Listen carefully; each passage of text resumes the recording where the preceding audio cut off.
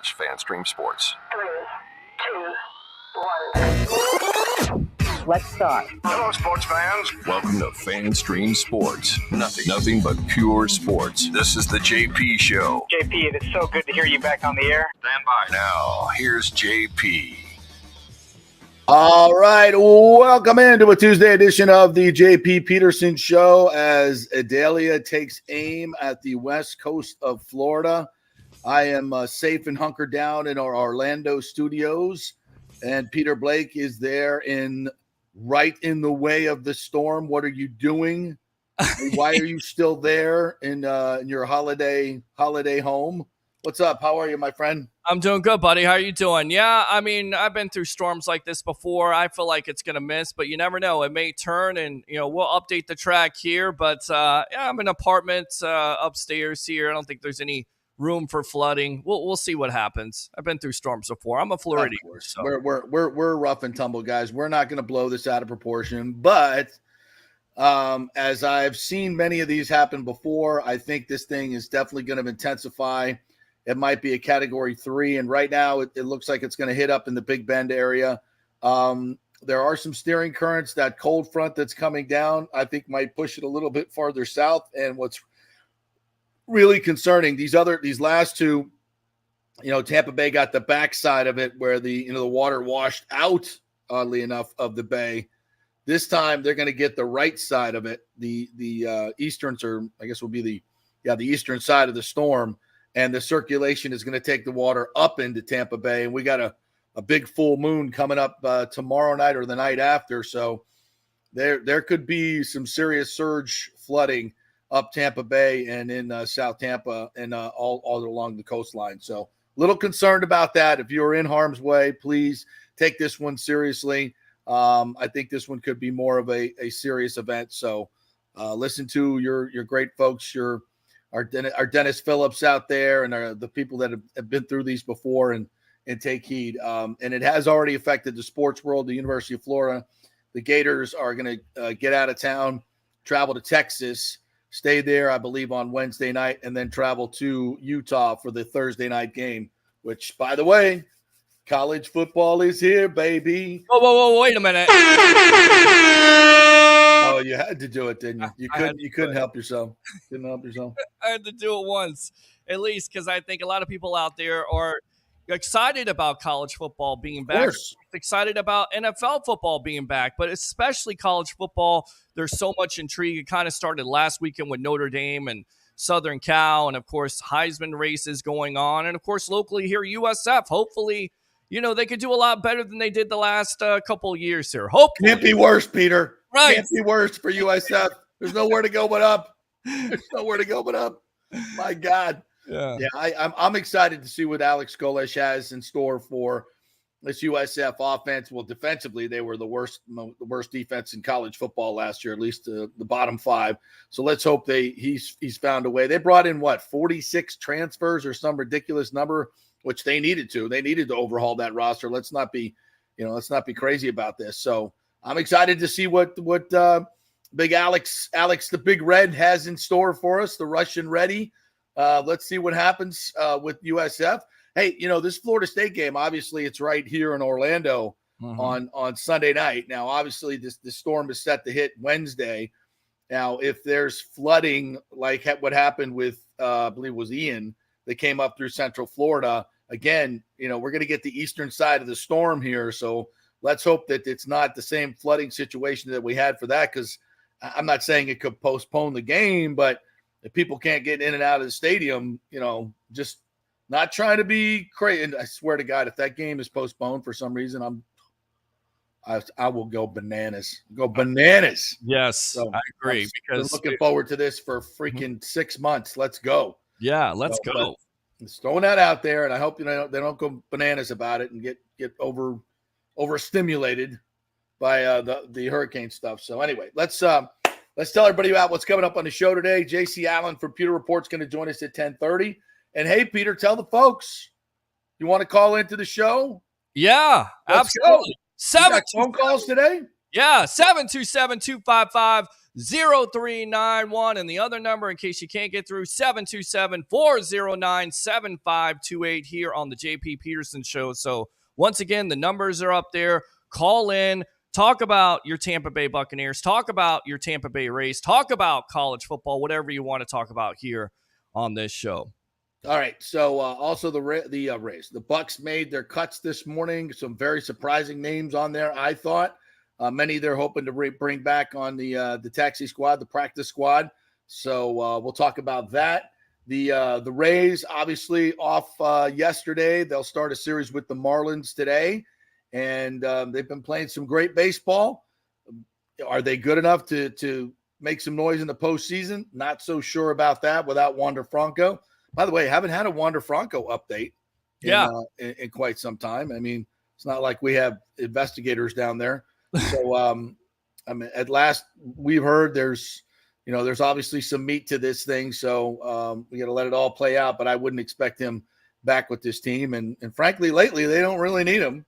So they've been playing better without him. The post-Wander Franco era has begun, and so far so good. What, they won 5 out of their last 6 series? Yeah. So 2 out of 3. That's what you do, meatloaf. And then David Ortiz actually had some comments about the Tampa Bay Rays, which we definitely want to get into, and then also hear from fans. Is he correct about what he had to say? So we'll definitely get into that a little bit later. All right, so let's start with the news of the Buccaneers cuts, which just came down. Interesting that John Wolford, the number 3 quarterback, was released. Well, I guess not that interesting. You're allowed to keep 3 quarterbacks now, but they can move him to the practice squad, which I don't see some other team coming after him, to be their 3rd quarterback or 2nd quarterback. So I think they feel pretty good about getting him back. They also released Patrick O'Connor, who's been with the team since 2017, has played a lot of special teams, had 20 career special teams tackles, sack and a half on defense. That was interesting. Nolan Turner, safety, that was on the squad last year, was released. Deidre Sanat, former USF player, also released. A little bit surprising there. Mm-hmm. And then for the receivers, Cade Warner, Kalen Geiger, and David Moore, who they signed in the offseason. Now, Moore's contract, it was guaranteed if he made the final 53-man roster. So if he passes through waivers and nobody else picks him up, they can bring him back. Right now, they only have 5 receivers on the depth chart. Evans, Godwin, Trey Palmer, Tompkins, and Raheem Jarrett. So those were the guys I think you needed to protect anyway. I don't think somebody's going to come to get David Moore, but because I like what I've seen from him. There's going to be injuries. He's a veteran. He's a guy you can count on. Yeah, I was kind of surprised by that because he does know that Seattle system. He's played well. Certainly seems like he had some chemistry with both quarterbacks, especially Kyle Trask. So they're going young. And according to JC Allen, the 7 drafted rookies, 6 of them are undrafted. You got Sean Tucker, Raheem Jarrett, outside linebacker Marquise Watts, who I've heard so much about. Yeah, he's been a huge surprise. He has cornerback Derek Pitts, Kristen Etienne, and safety Kayvon Merriweather. Is this a good thing or a bad thing? Because it certainly seems like for the Bucs, they're going younger. That's exactly what they wanted to do. And the Bucs will have 13 rookies out of their initial 53-man roster. So, JP, if you look at it from the perspective, a lot of around the league pundits would say the Bucs were older and everything else, and now it seems like the goal this year was to certainly get younger, and they certainly have done that. Yeah, I think what we see with this roster is, they're going to if they make a mistake, they're going to make it with a younger player. And some of these guys have really, really good upside. Watts is one of those guys. I didn't think anybody, probably thought Jose Rodriguez was going to be that guy. But Watts has shown out. He has played really, really well in the preseason. And, when you get down to, 6th and 7th round draft picks, they're really no different than undrafted free agents, to be honest with you. So you never know what you're going to get. And, they went out and they found some gems in Sean Tucker, Rock Jarrett. They found some really, really good players. And, I said this before the season started, that one of the things, we kind of looked at, what do the Buccaneers have to do to get back to the Super Bowl?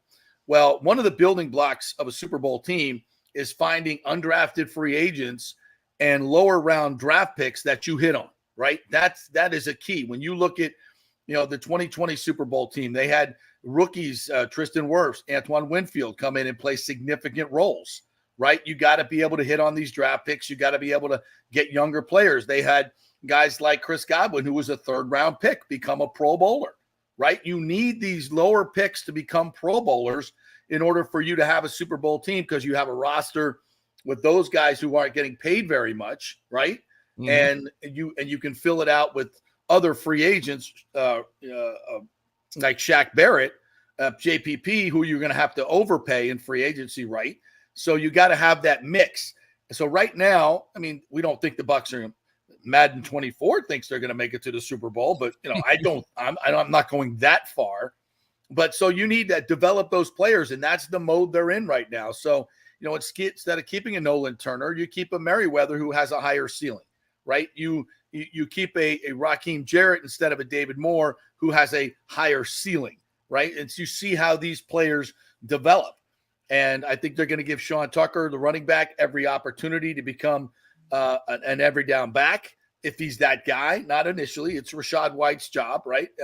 It's Keyshawn Vaughn, but we've heard that Sean Tucker has been running with the ones in some instances, so they like him. Devin Tompkins, Rock Jarrett, we talked about him. Trey Palmer. Trey Palmer is a 6th-round pick that really has shown the ability, very early, right? Very early to be a number 1 receiver. He's got 4.33 speed. He was the fastest receiver in the draft. He's got good size at 6 feet, almost 200 pounds. He's shown the ability to catch the ball and be aggressive in catching the ball. He can make big plays.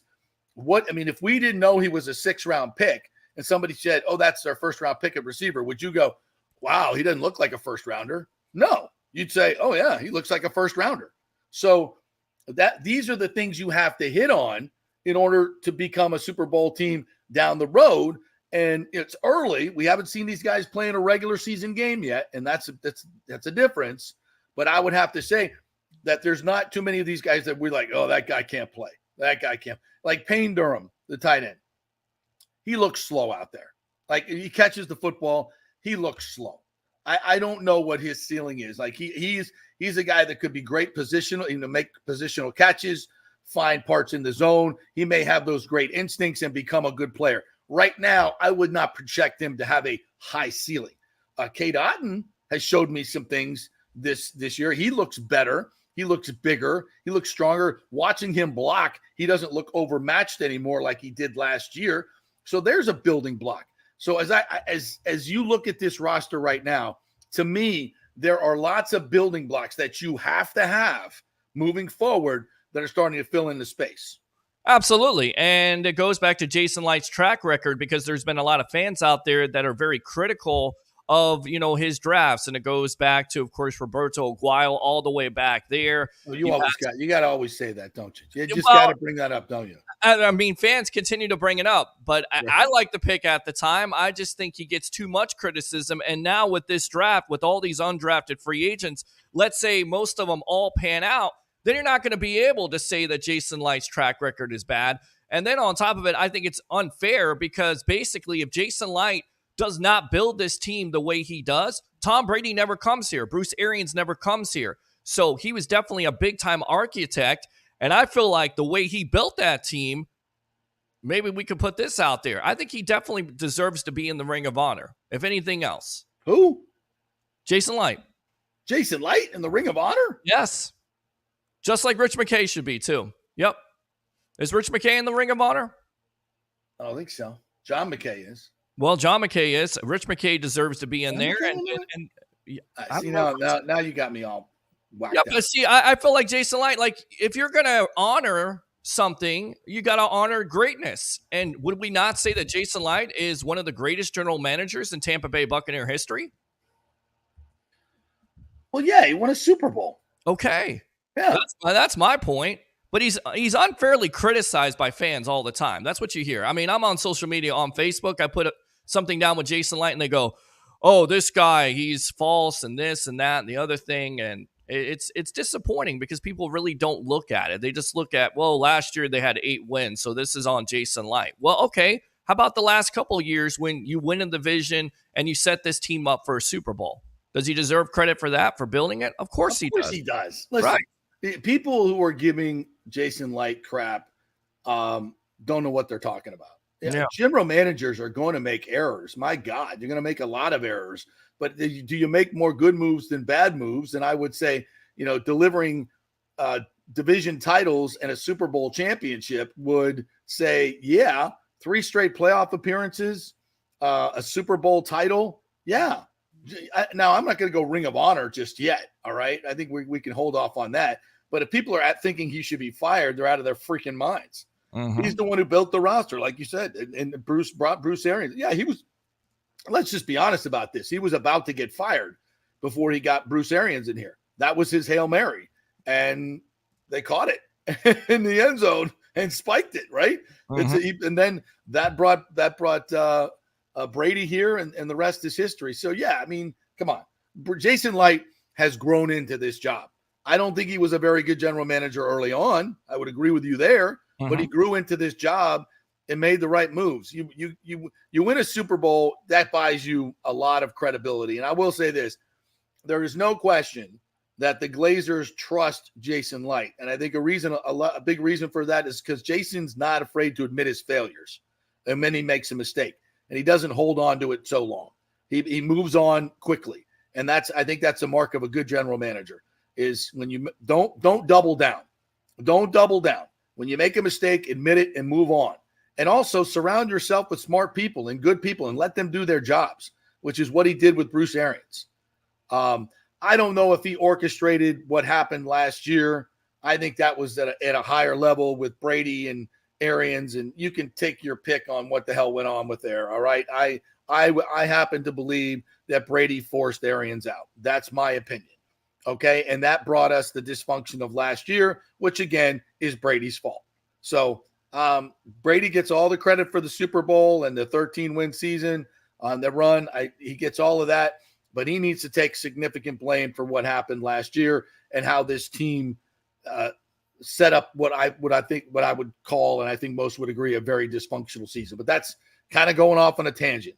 By the way, yes, John McKay is in the Ring of Honor, just to make sure. Leroy Selman, Jimmy Giles, Paul Gruber, Warren Sapp, Derek Brooks, Mike Allstott, Doug Williams, John Lynch, Malcolm Glazer, Tony Dungy, Rondé Barber, Monty Kiffin, John oh, wait. Hold on.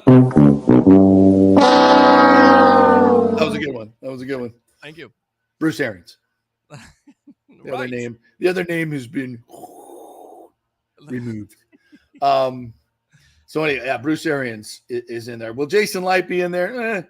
Let's see how he finishes out his career, because he's far from done. He's far from done here. Right. Which brings me to my next point that I wanted to talk about today.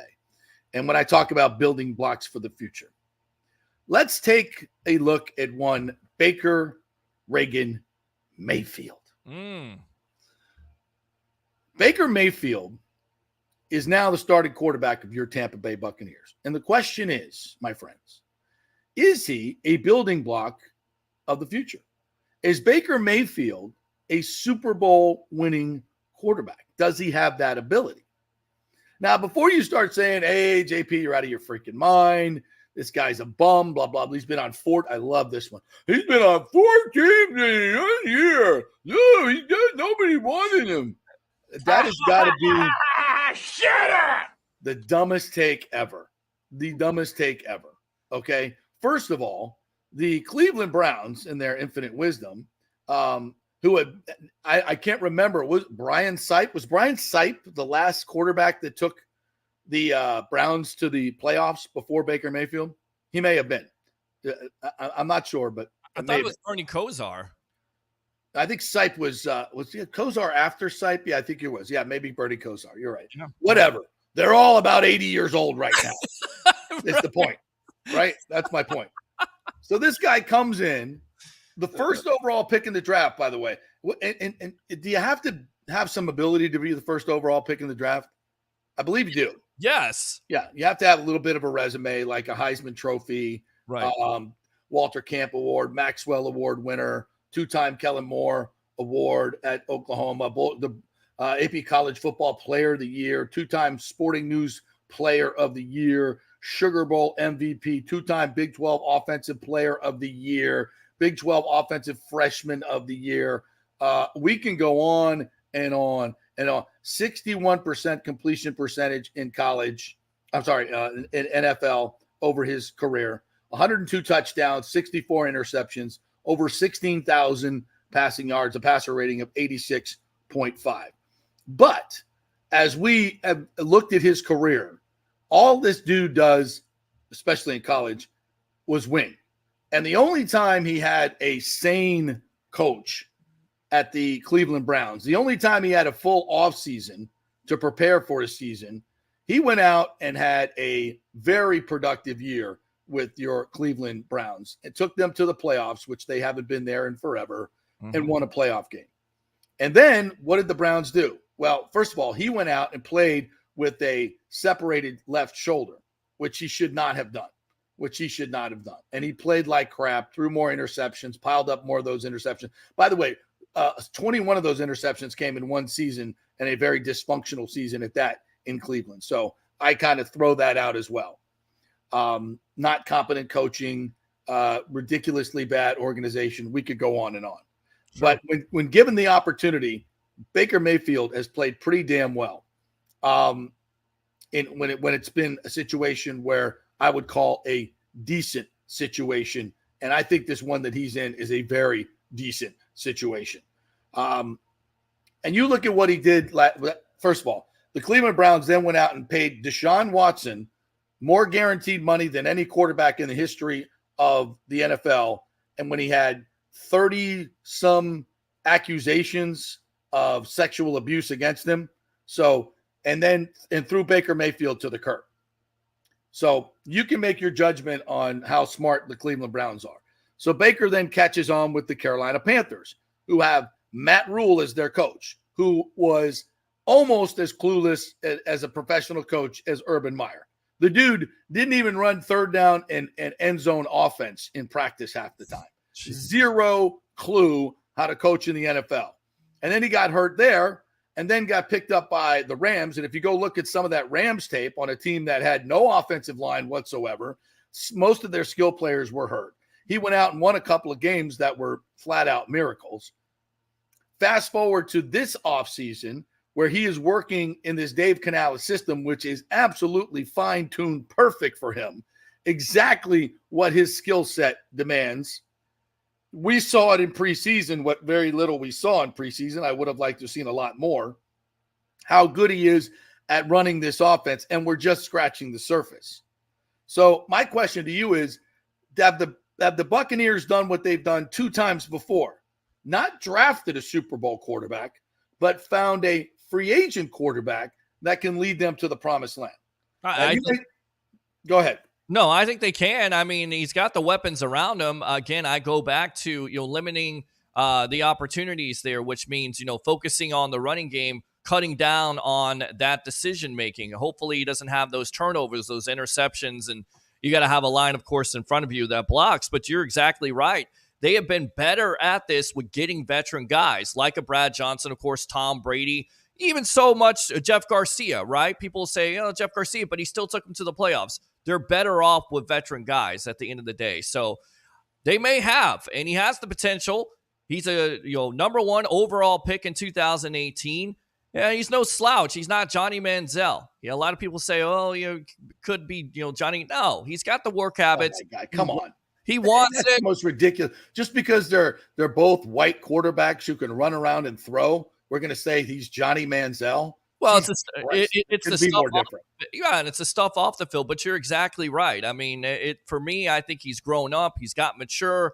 You listen to him talk during these pressers in the offseason. He certainly seems like he has lots to prove. And JP, let's face it, he does have a lot to prove here because this could be his last chance of starting for an NFL football team. So what better way than to do that with the Bucs, who still have weapons, who still have Evans, who still have Godwin. You have a running back, a young running back in Rashard White and Cade Otton. And I think you have the perfect offense, and the way that tempo was going the other night, again, if that's a sign of things to come, boy, look out. Yeah. So his last 2 years at Oklahoma, these numbers are just ridiculous. 70% completion percentage. His junior year, 70.9. His senior year, 70.5, or his sophomore, junior, whatever they were. Those last 2 years. 4,000 yards in 2016, 4,600 yards in 2017, 43 touchdowns, 6 interceptions his final year. The year before, 40 touchdowns. So 83 touchdowns and 14 picks in 8,600 yards in those 2 years. Quarterback ratings of 196.4 and 198.9. I mean, not too shabby, my friends. Not too shabby. And when you look at the 2020 season in Cleveland, trying to get the final numbers here. Mayfield finished the 2020 season with 4,030 passing yards. 4,000 yards, folks. 30 touchdowns and 9 interceptions through 18 total games. And was ranked 71st by his fellow players on the top 100 players of 2021. So you tell me, is this guy a better quarterback? First of all, and everybody wants Caleb Williams, right? Caleb Williams. I don't know. In the same offense, by the way. If you think Caleb Williams is going to match Baker's numbers, he might, but he's not going to shatter him. No. So if you guys want Caleb Williams, I'm giving you, for $4.5 million, by the way, a guy who can put up the same amount of numbers, and you don't have to tank and throw the entire season into and hope you get Caleb Williams and hope he becomes an NFL quarterback.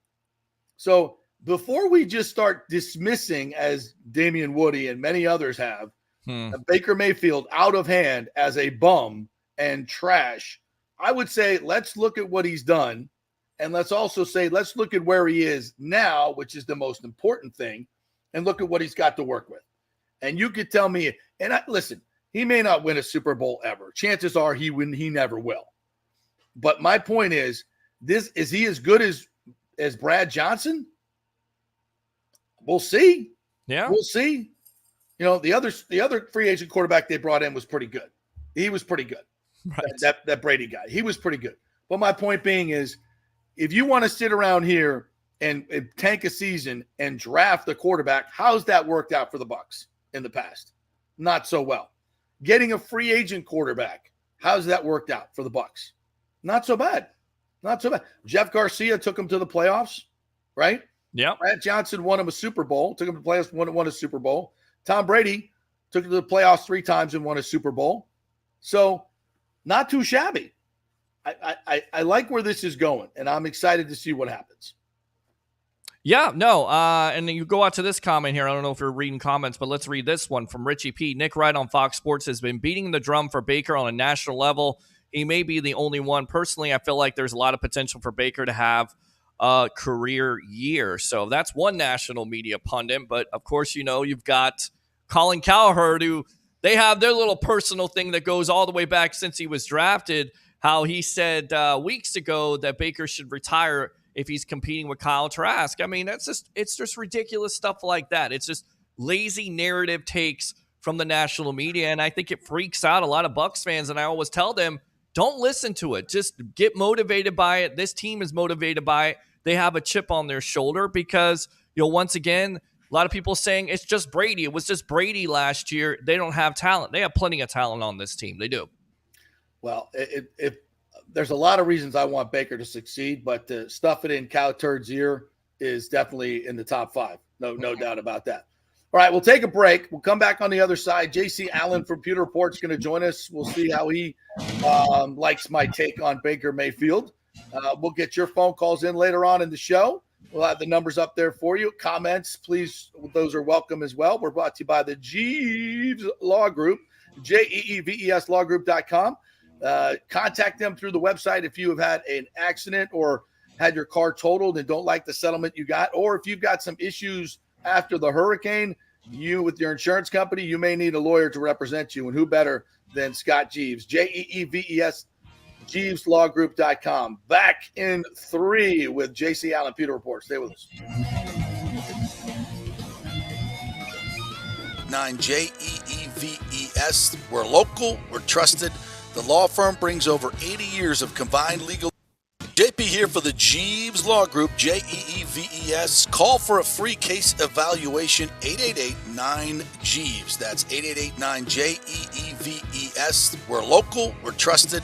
The law firm brings over 80 years of combined legal experience focusing on clients in Tampa Bay, the state of Florida, and national class action cases.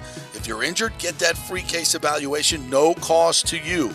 The Jeeves Law Group's focus is on auto, truck, and motorcycle accidents, as well as class action and consumer protection law. Scott Jeeves is a board-certified civil trial lawyer and a certified circuit court mediator practicing in the Tampa Bay area for over 30 years. You hear him on the show all the time. Great guy, big Gator fan, and great for the community. The Jeeves Law Group is a highly skilled team with years of experience that will apply their skills, expertise, and knowledge to assist individuals who have been in an accident with compensation for damages, lost wages, medical expenses, pain and suffering, and property damage. Get that free case evaluation, 888-9-JEEVES. That's 888-9-JEEVES.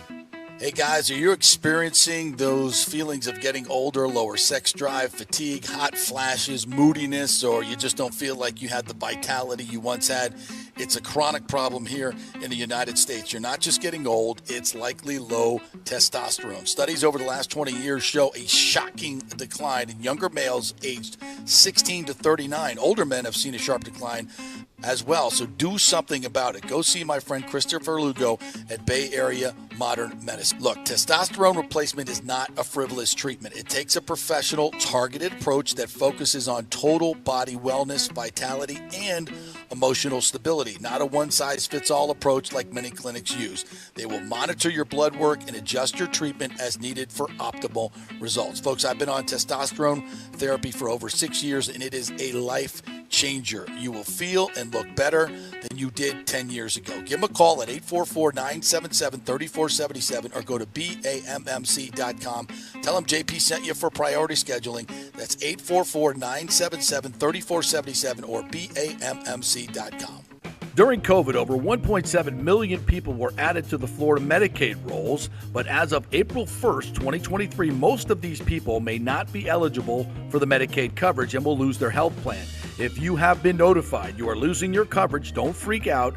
It's very likely you can apply for a federal subsidy under the Affordable Care Act. Just call 877-652-0244. Our representatives will walk you through the whole process, get some basic information on your income, number of kids, and then they'll find a plan that best fits your needs. In fact, with the new laws, 90% of Americans qualify for reduced or free health care. You can select great plans like Florida Blue, that's my carrier, love them, paying $800 left after making the call. 877-652-0244. Our highly trained professionals know all the intricacies of the new laws. They will do all the work, you save tons of money. So if you're being dropped from Medicaid, fear not. Call 877-652-0244. Get real health insurance, free doctor visits, free blood work, no deductibles. 877-652-0244. Coming back at you. Now, more with JP on FanStream Sports. It's only just begun. There we To go. the JP Peterson Show. We hope you guys are having a great Tuesday. Hunkering down for the hurricane. Don't go bananas, but just be smart. Have a plan. If the water starts rising, it's too late. So pay attention to what's happening. If I were in South Tampa, I might be finding another place to go or on the coastline. So heed those warnings, folks. All right, let's bring in our good friend JC Allen from the Pewter Report. What's up, JC? How are you, my friend? Hey, sorry, I couldn't hear you guys. How we doing, guys? We are good. We are fantastic, actually. Not as good as John Wolford, David Moore, Nolan Turner. Some guys I thought that might be on the 53 are not on the 53, but you guys at the Pewter Report are all over this. Any surprises on the 53 for you? Yes.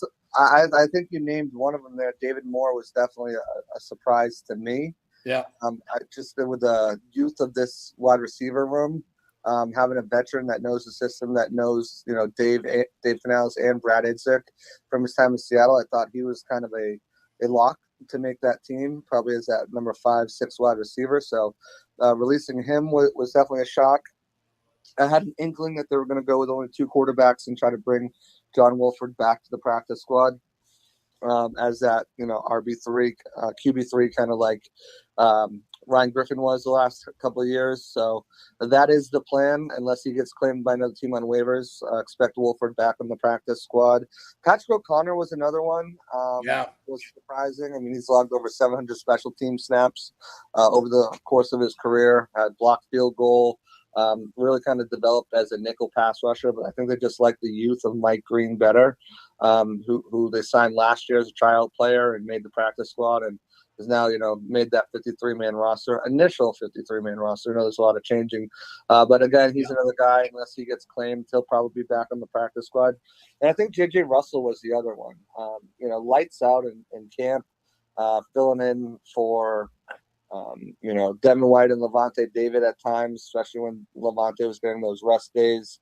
And then also just in the games. I mean, on Saturday, he only had 11 tackles. So the waiving of him was certainly a surprise. I thought he did enough to earn a spot, but he will as well be back on the practice squad, clear waivers. And he'll also, there's a good chance he could be elevated week 1 and play a role if KJ Britt or Savasi Dennis, who are both dealing with kind of lingering little nagging injuries here, can't go. So those are the biggest guys. I think you can make a case for Keenan Isaac, the cornerback as well, undrafted guy. Then, of course, Jose Ramirez, team's 6th-round draft pick. Fortunately, a hamstring injury in that first game. He just didn't really get enough reps in practice and in those games, but they really want him back as well in that practice squad. JC, I think this probably says more about who they think they can get through waivers, right, than who they want playing on the team. I think something like Rock Jarrett's probably one of those guys. His name now is out there from PFF as one of the top graded rookies. I saw that making the rounds on Twitter today. And I think this is kind of more about, David Moore. We could probably get him through waivers, or people would have, signed him in the off season. They don't want to put guys like Rock Jarrett out there because some other teams may say that guy's got a really high ceiling. Let's go grab him. Is that more about what this is about, these type of cuts? There might be some of those guys. There's going to be a flurry of moves, and teams are going to be trying to upgrade their own bottom of the roster. We know they're going to keep churning. I think Rock did enough in preseason and in practice to guarantee a roster spot. I think with like a guy like David Moore, I think that was more the thing. He's a veteran. He doesn't have to go through the waiver process. You use that ability to get someone else on the team, like Pat O'Connor as well. You hope no one picks up him, and you keep the younger guy with upside in Mike Green. Right. So there's definitely some gamesmanship for sure with some of these roster cuts. Especially if there's, the Bucs didn't cut many veterans, but when you are cutting veterans, et cetera, to be able to kind of sneak them through, or sometimes even cut them a little bit early, a day or two early, or just flood the system. So, when you've got a bunch of teams, 37 players are going to be cut from all 32 teams for over 1,100 players. Sometimes things can get lost in the shuffle. So, as far as Rock, I think he did enough to earn a spot. Maybe a guy like Derek Pitts is someone, or some of these bottom of the roster guys, which they're kind of maybe just like placeholders for now. If they can upgrade it, they certainly will. But it should be interesting moves coming here in the next 24 to 48 hours. I don't think Jason Light's done. I expect an addition to the secondary in the backfield. Desmond King was released yesterday by the Texans. Eric Rowe was just released today. Safety and a nickelback, respectively. So I think we'll see some movement, especially offensive line. Maybe they feel like they're going to get an upgrade at swing tackle, maybe over a Brandon Walton or Justin School. So this room isn't done. Keyshawn Vaughn's a name to watch. Is the guy who potentially could get cut as well. Yeah. If they want to roll with 3 running backs or bring a different style of runner, more of a bruiser, pound it, somewhere around like 6'1", 6'2", 230 pounds to kind of just, be that guy for a short yardage goal line situation and put his shoulder down and just truck through some people. So, there's definitely going to be some fluidity. I wouldn't be surprised to see a veteran wide receiver on this roster as well. Wow, really? Guy. They like their young guys a lot, and they're not going to name a traditional wide receiver 3 in that sense. Okay. They'll be doing a lot of rotation. But if a guy comes available who they like, usually teams keep 6 wide receivers. With them keeping 4 tight ends, it's a little different. But that's another position too. If a guy comes available at tight end that they really like in a very young tight end room, that there could be a move there. So definitely use the word initial 53-man roster with all seriousness, because there's these roster moves and some churning of that bottom of the roster. JC, how surprised are you? You put this out there on a tweet. The Bucs have 6 undrafted free agent rookies make the team. I mean, what does that say? Basically, what Jason Licht thinks about his roster with these undrafted free agents. It certainly seems like they're very excited about these guys, right? Yeah, there's draftable grades on several of these guys. Kayvon Merriweather, definitely Raheem Jarrett was another guy. Sean Tucker could have been a day 2 pick, early day 3 pick if that heart issue didn't come up. So they're really excited about him. He'll be RB2 right off the gate. I think with the other guys, the talent has just shown through, right? With guys like Marquise Watts. When a guy shows up in practice and then does that under the lights, it's hard not to take notice. And he really earned himself a spot on the team. Christian Izien, another guy undrafted free agent. I like him. So you've got a starter in Christian Izien. You've got a guy who's going to be in the mix fairly soon and fairly often at wide receiver and Raheem Jarrett and Sean Tucker as your RB2. So, I mean, right off the bat, you've hit 3 home runs in undrafted free agency if these guys can pan out. And then you get some really good depth players with Kayvon Merriweather, who's that hard-hitting, smart Iowa safety. Those guys are very smart. We saw him, make a fumble recovery, pass deflection in the last game, just flying around, and he's got that hit stick to him. Marquise Watts, again, was just harassing quarterbacks in the backfield. And with Derek Pitts, too, they like him and his special teams abilities. So he's a guy that, mostly an outside cornerback, but, they will certainly try to level him up and develop him and see what he can become. But with that being said, I think if you're looking at roster moves, especially in the secondary, I think Derek Pitts is probably the first one to go if they can find an upgrade. But they do like him, and they'll probably try to sneak him back in the practice squad, along with Keenan Isaac as well, who is from Arkansas State, who kind of turned some heads. He was a starter in a lot of the games. They just like Derek Pitts' special teams ability more than Keenan Isaac's. That's why they went with Pitts over Isaac there.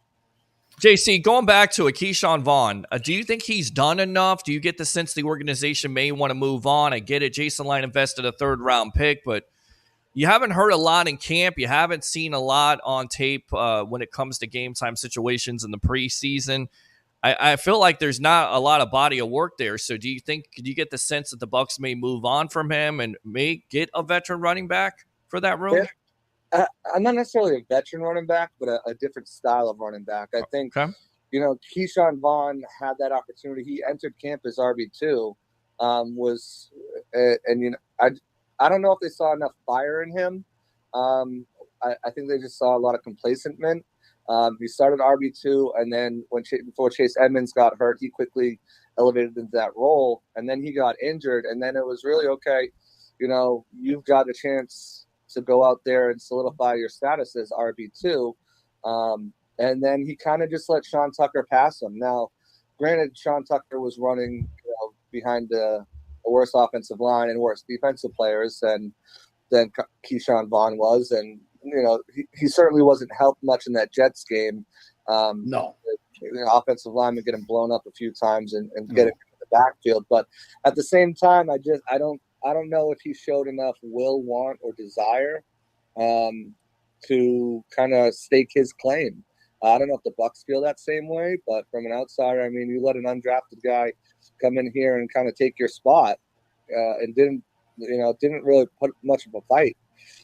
for it. So if they can upgrade that spot again with a bruising style back who can be that short yardage goal line type guy, and remember, I mean, it's all about getting that 1 or 2 yards, right? This team struggled with that last year. 1 inch.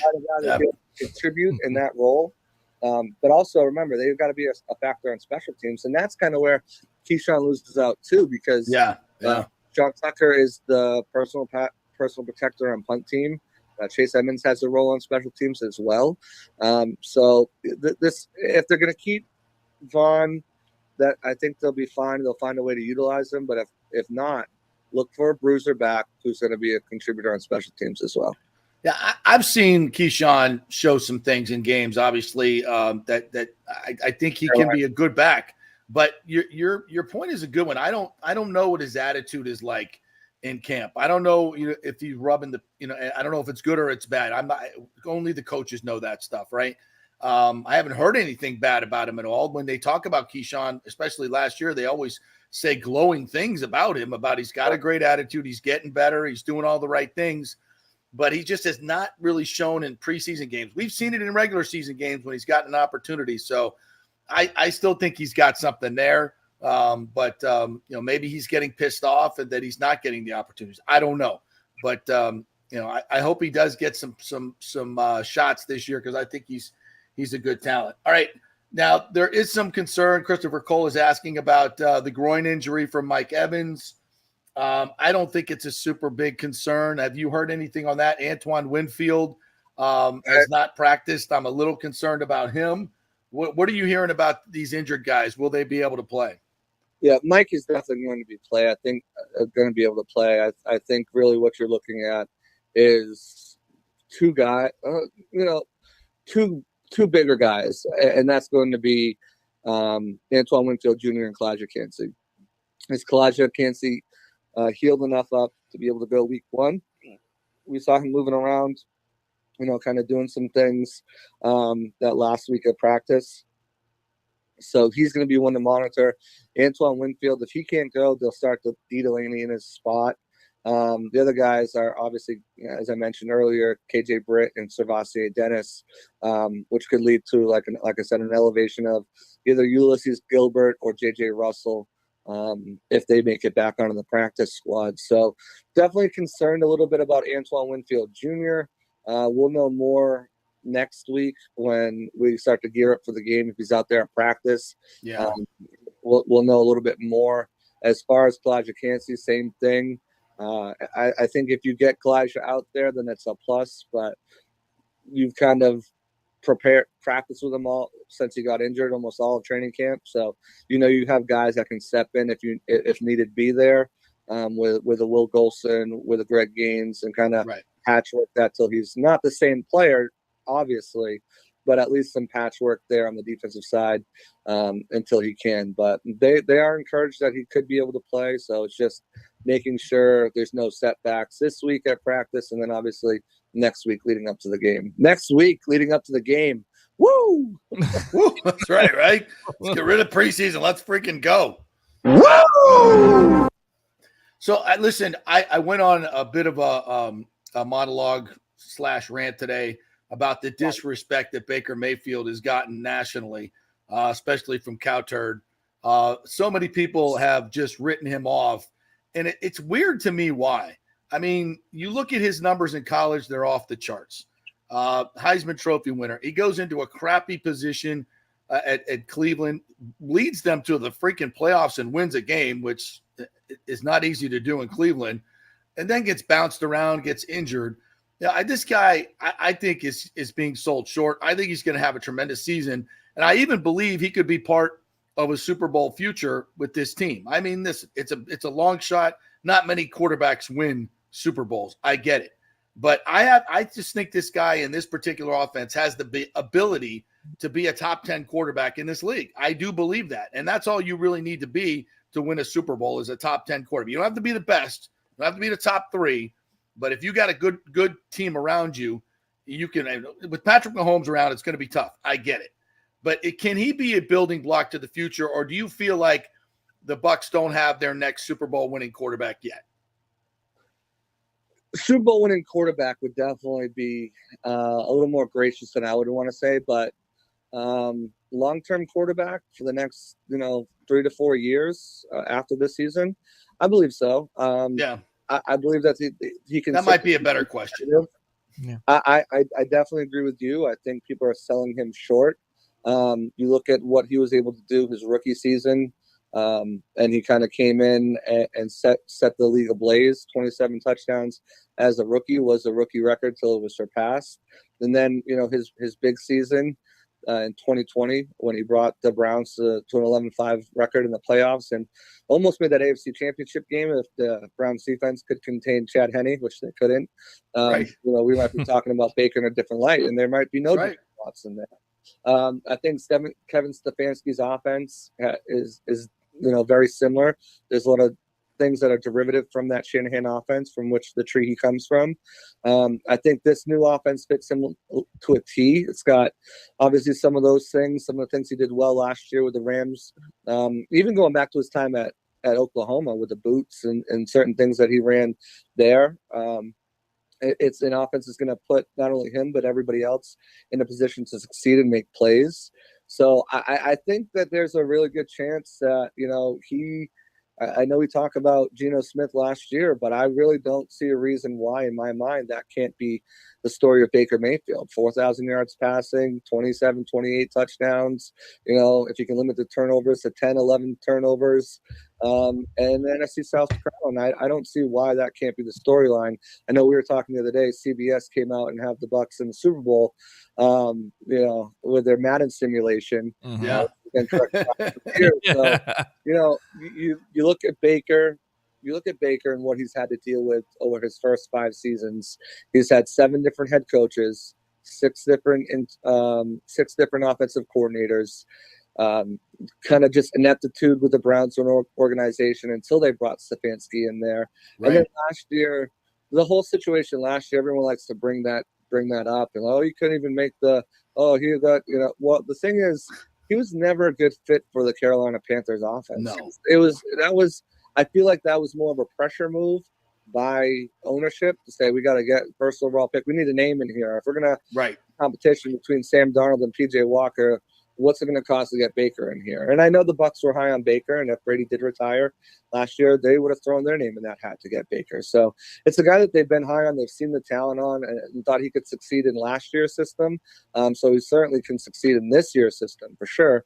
I think with the tools around him, the players, the coaching, I was at his benefit, Be the Ball benefit for Top Golf, which raised over $115,000, this past weekend to benefit families and children in Hillsborough County, which is just amazing. But it's awesome. Him and his wife, he's saying he's the healthiest he's ever been physically, mentally. And she said that, he's fired up more so in a way that she hasn't seen in quite a long time. So I think there's certainly a path for Baker to, potentially follow that Geno Smith run of last year and be that comeback player of the year and really show people that, he was the number 1 overall pick for a reason, and with stability, he can continue to do that. All right, JC, great stuff, my friend. Appreciate it. Tell all the people what's going on at Pewter Report and all the podcasts I listen every day. You guys are fantastic. Tell them where they can find it. Yeah, you guys can find us at Pewter Report on all the socials, Pewter Report TV on YouTube. We're definitely going to be cranking out some content here. We're going to be, we've got some different things in the pipeline. As far as articles, we're going to have our roundtables back again. We're going to be predicting the offensive and defensive players of the year for the Buccaneers. Nice. Of course, you guys can follow me at JC Allen NFL on Twitter for all your latest Bucs news, whether it's from myself, Pewter Report, the Buccaneers, your one-stop shop for it all. So thanks for having me on, guys. All right, you're awesome, JC. Thanks, buddy. Appreciate it. Pewter Report. Check out the webcast, that they do so well, the podcasts, each and every day. Good stuff. Because let's be honest, podcasts, live stream, that's the way to go. Yeah, that's it. It really is the way to go at the end of the day. You're exactly right. And on demand, baby. Whenever you want to listen to it, you can listen to it. Any way you want to listen to it. Exactly. I mean, if it's getting on your nerves, you can just hit fast forward. So if I say something stupid, which happens every minute or so, you can fast forward.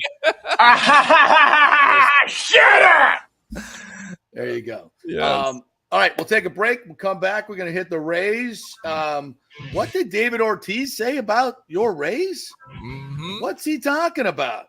Did you see what happened to Ronald Acuna Jr. last night? Holy shit, that was bananas. And what a year he's having. We'll get into some college football. Lots of good stuff coming your way here on the JP Peterson Show, brought to you by Bay Area Modern Medical Center. Chris Lugo was on with us yesterday talking about stem cells and Ryan Jensen. Check out yesterday's show at the end of the show if you want to listen to that fascinating conversation. Thought it was very, very interesting. And if you want a primary care physician who knows about stem cells and all the modern stuff that you should be using to stay healthy, he is your guy. BAMMC.com. If you want to lose weight, testosterone replacement, whatever it is, primary care, BAMMC.com. Go to the website and get an appointment. Back in 3. Stay with us.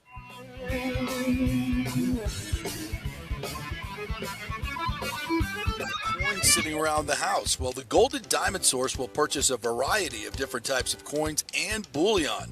Their gold buying program includes sterling silver, silver, platinum, and watches. They also accept unusual pieces that other jewelry stores do not, such as gold bars and sterling silver flatware.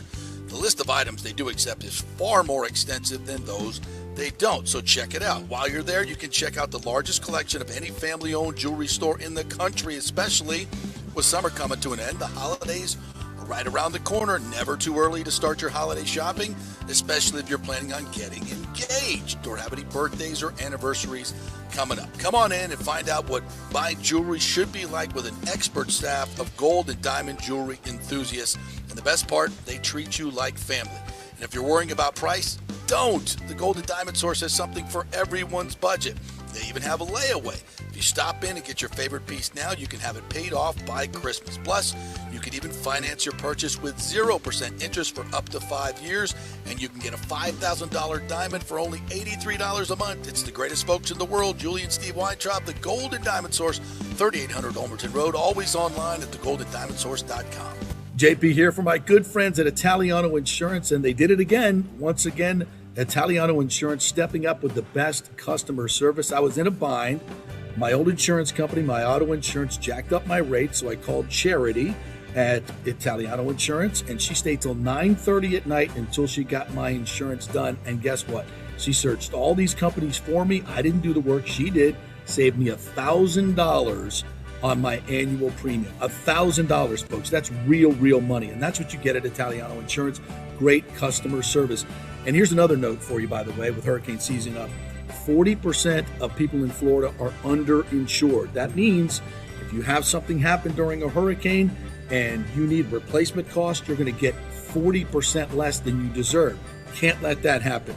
Call the folks at Italiano Insurance and get them to help you out in both those regards. It will save you money and keep you insured properly.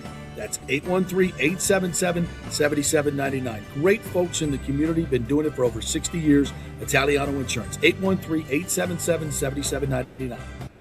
All right, this is for all you guys who don't want to go to the gym and do 5,000 crunches. At Bay Area Modern Medical Center, you can get on the new True Body machine where you can reduce fat and tone up your muscle. It's like doing 54,000 crunches in just 15 minutes. Define your body as you see fit. True Body offers personalized muscle stimulation that delivers the equivalent of those 54,000 crunches in just 15 minutes. Just get in touch with them at Bay Area Modern Medical Center, BAMMC.com. Chris Lugo and the team over there will set you up on True Body and get amazing results. Non-invasive with comfortable and little to no pain and zero downtime. You can isolate and target those areas that you want to improve and treat multiple areas simultaneously. It's an amazing machine, so check it out at Bay Area Modern Medical Center, BAMMC.com. Well, Fitz the mortgage guy did it again. A listener heard his ad, was going to another big bank, but called Scott Fitzgerald at American Mortgage Services of Tampa, and Fitz saved him $618 on his monthly payment. Are you kidding me? Folks, that's big money. Rates are going up, they're going down, they're going all over the place. Scott will shop your loan and save you lender fees and get the best rates. Email him, scott@amstampa.com, or call 813-294-7595. That's Fitz, the mortgage guy. Lots of stuff going on right now, and these rates are going all over the place. You need somebody knowledgeable in the market that will work hard for you and get you the best deal. That's my man, Scott. He's done 3 loans for me, done thousands of loans for local folks here, works with a lot of the coaches and players in the area. He's the guy. 813-294-7595, or go to scott@amstampa.com. JP here for my good friends at Italiano Insurance, and they did it again. Once again, Italiano Insurance stepping up with the best customer service. I was in a bind. My old insurance company, my auto insurance, jacked up my rates, so I called Charity at Italiano Insurance, and she stayed till 9:30 at night until she got my insurance done. And guess what? She searched all these companies for me. I didn't do the work. She did. Saved me $1,000 on my annual premium. $1,000, folks. That's real money. And that's what you get at Italiano Insurance. Great customer service. And here's another note for you, by the way, with hurricane season up. 40% of people in Florida are underinsured. That means if you have something happen during a hurricane and you need replacement costs, you're going to get 40% less than you deserve. Can't let that happen. Call the folks at Italiano Insurance and get them to help you out in both those regards. They will save you money and keep you insured properly. That's 813-877-7799. Great folks in the community, been doing it for over 60 years. Italiano Insurance, 813-877-7799. During COVID, over 1.7 million people were added to the Florida Medicaid rolls, but as of April 1st, 2023, most of these people may not be eligible for the Medicaid coverage and will lose their health plan. If you have been notified you are losing your coverage, don't freak out. It's very likely you can apply for a federal subsidy under the Affordable Care Act. Just call 877-652-0244. Our representatives will walk you through the whole process, get some basic information on your income, number of kids, and then they'll find a plan that best fits your needs. In fact, with the new laws, 90% of Americans qualify for reduced or free health care. You can select great plans like Florida Blue, that's my carrier, love them, paying $800 left after making the call. 877-652-0244. Our highly trained professionals know all the intricacies of the new laws. They will do all the work, you save tons of money. So if you're being dropped from Medicaid, fear not. Call 877-652-0244. Get real health insurance, free doctor visits, free blood work, no deductibles. 877-652-0244. Hey, JP here for Extravaganza Productions Incorporated, EPI. You've probably seen their purple logo at so many events that you've gone to. They are based in Tampa. And for over 33 years, they've been creating and producing conferences, meetings, and special events, the biggest to the smallest. Solid reputation of delivering the best audio-visual, sound, lighting, entertainment, video production, and decor on time and on budget. I've worked with them with so many big events. The Warrior Games, which was an Olympic-style event all over Tampa Bay, from McDill to the Convention Center to USF. They did it flawlessly, made it look big and fantastic. I've worked with them on small events as well, large and small meetings and conferences, sporting events, fundraisers. If you got a fundraiser, you don't know the logistical way to pull it off, they'll take care of everything. Entertainment events, branding events, grand openings, so much more. The folks at Extravaganza Productions are the most professional and the best. I've worked with them many times. They are fantastic. You can contact them through extravaganzaproductions.com or call 813-621-4700. Extravaganza Productions, they are awesome. Let's go. Right now, back to the show with JP on FanStream Sports. And we're back for the 11 o'clock hour. We got lots to get to, Rays talk to get to, more Bucks talk, some U.S. Open talk as well. But let's get to our good friend TJ Reeves, Bucks sideline guy who loves to join us on TJ Tuesdays. What's up, brother? Hey, is there anything going on today? No. Man, the mayhem. I will say this. I get all the preparedness, etc., but right now is the literal calm before the storm, because I was just out a few minutes ago with the dog. It is still humid, but the sun is out.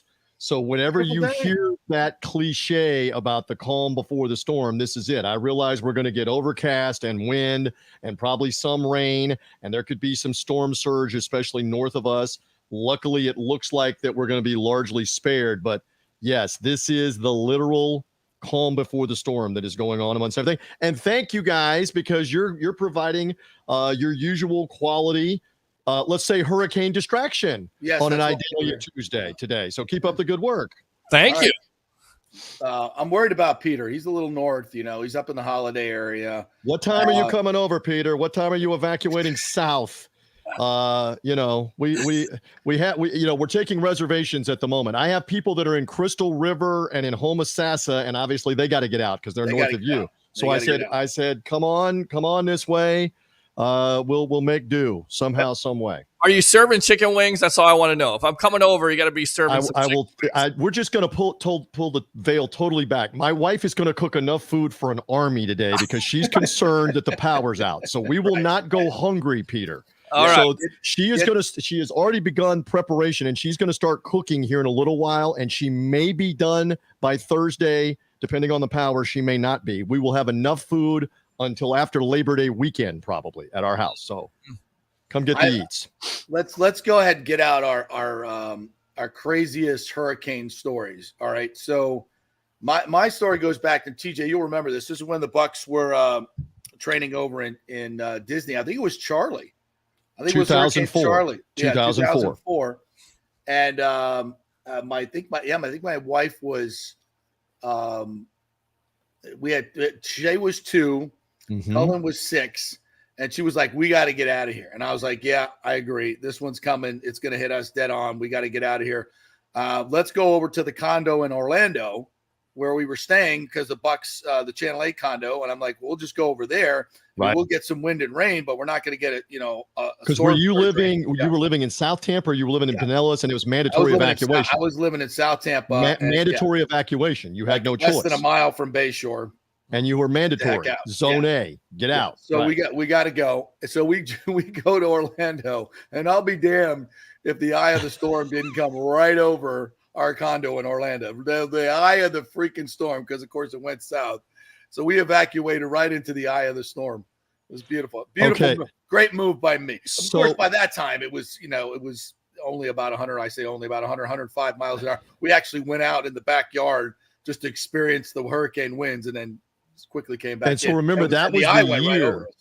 That was the year where there were 4 of them that all came right through the middle of the state, one direction or another. Exactly, I see you guys nodding in the audience.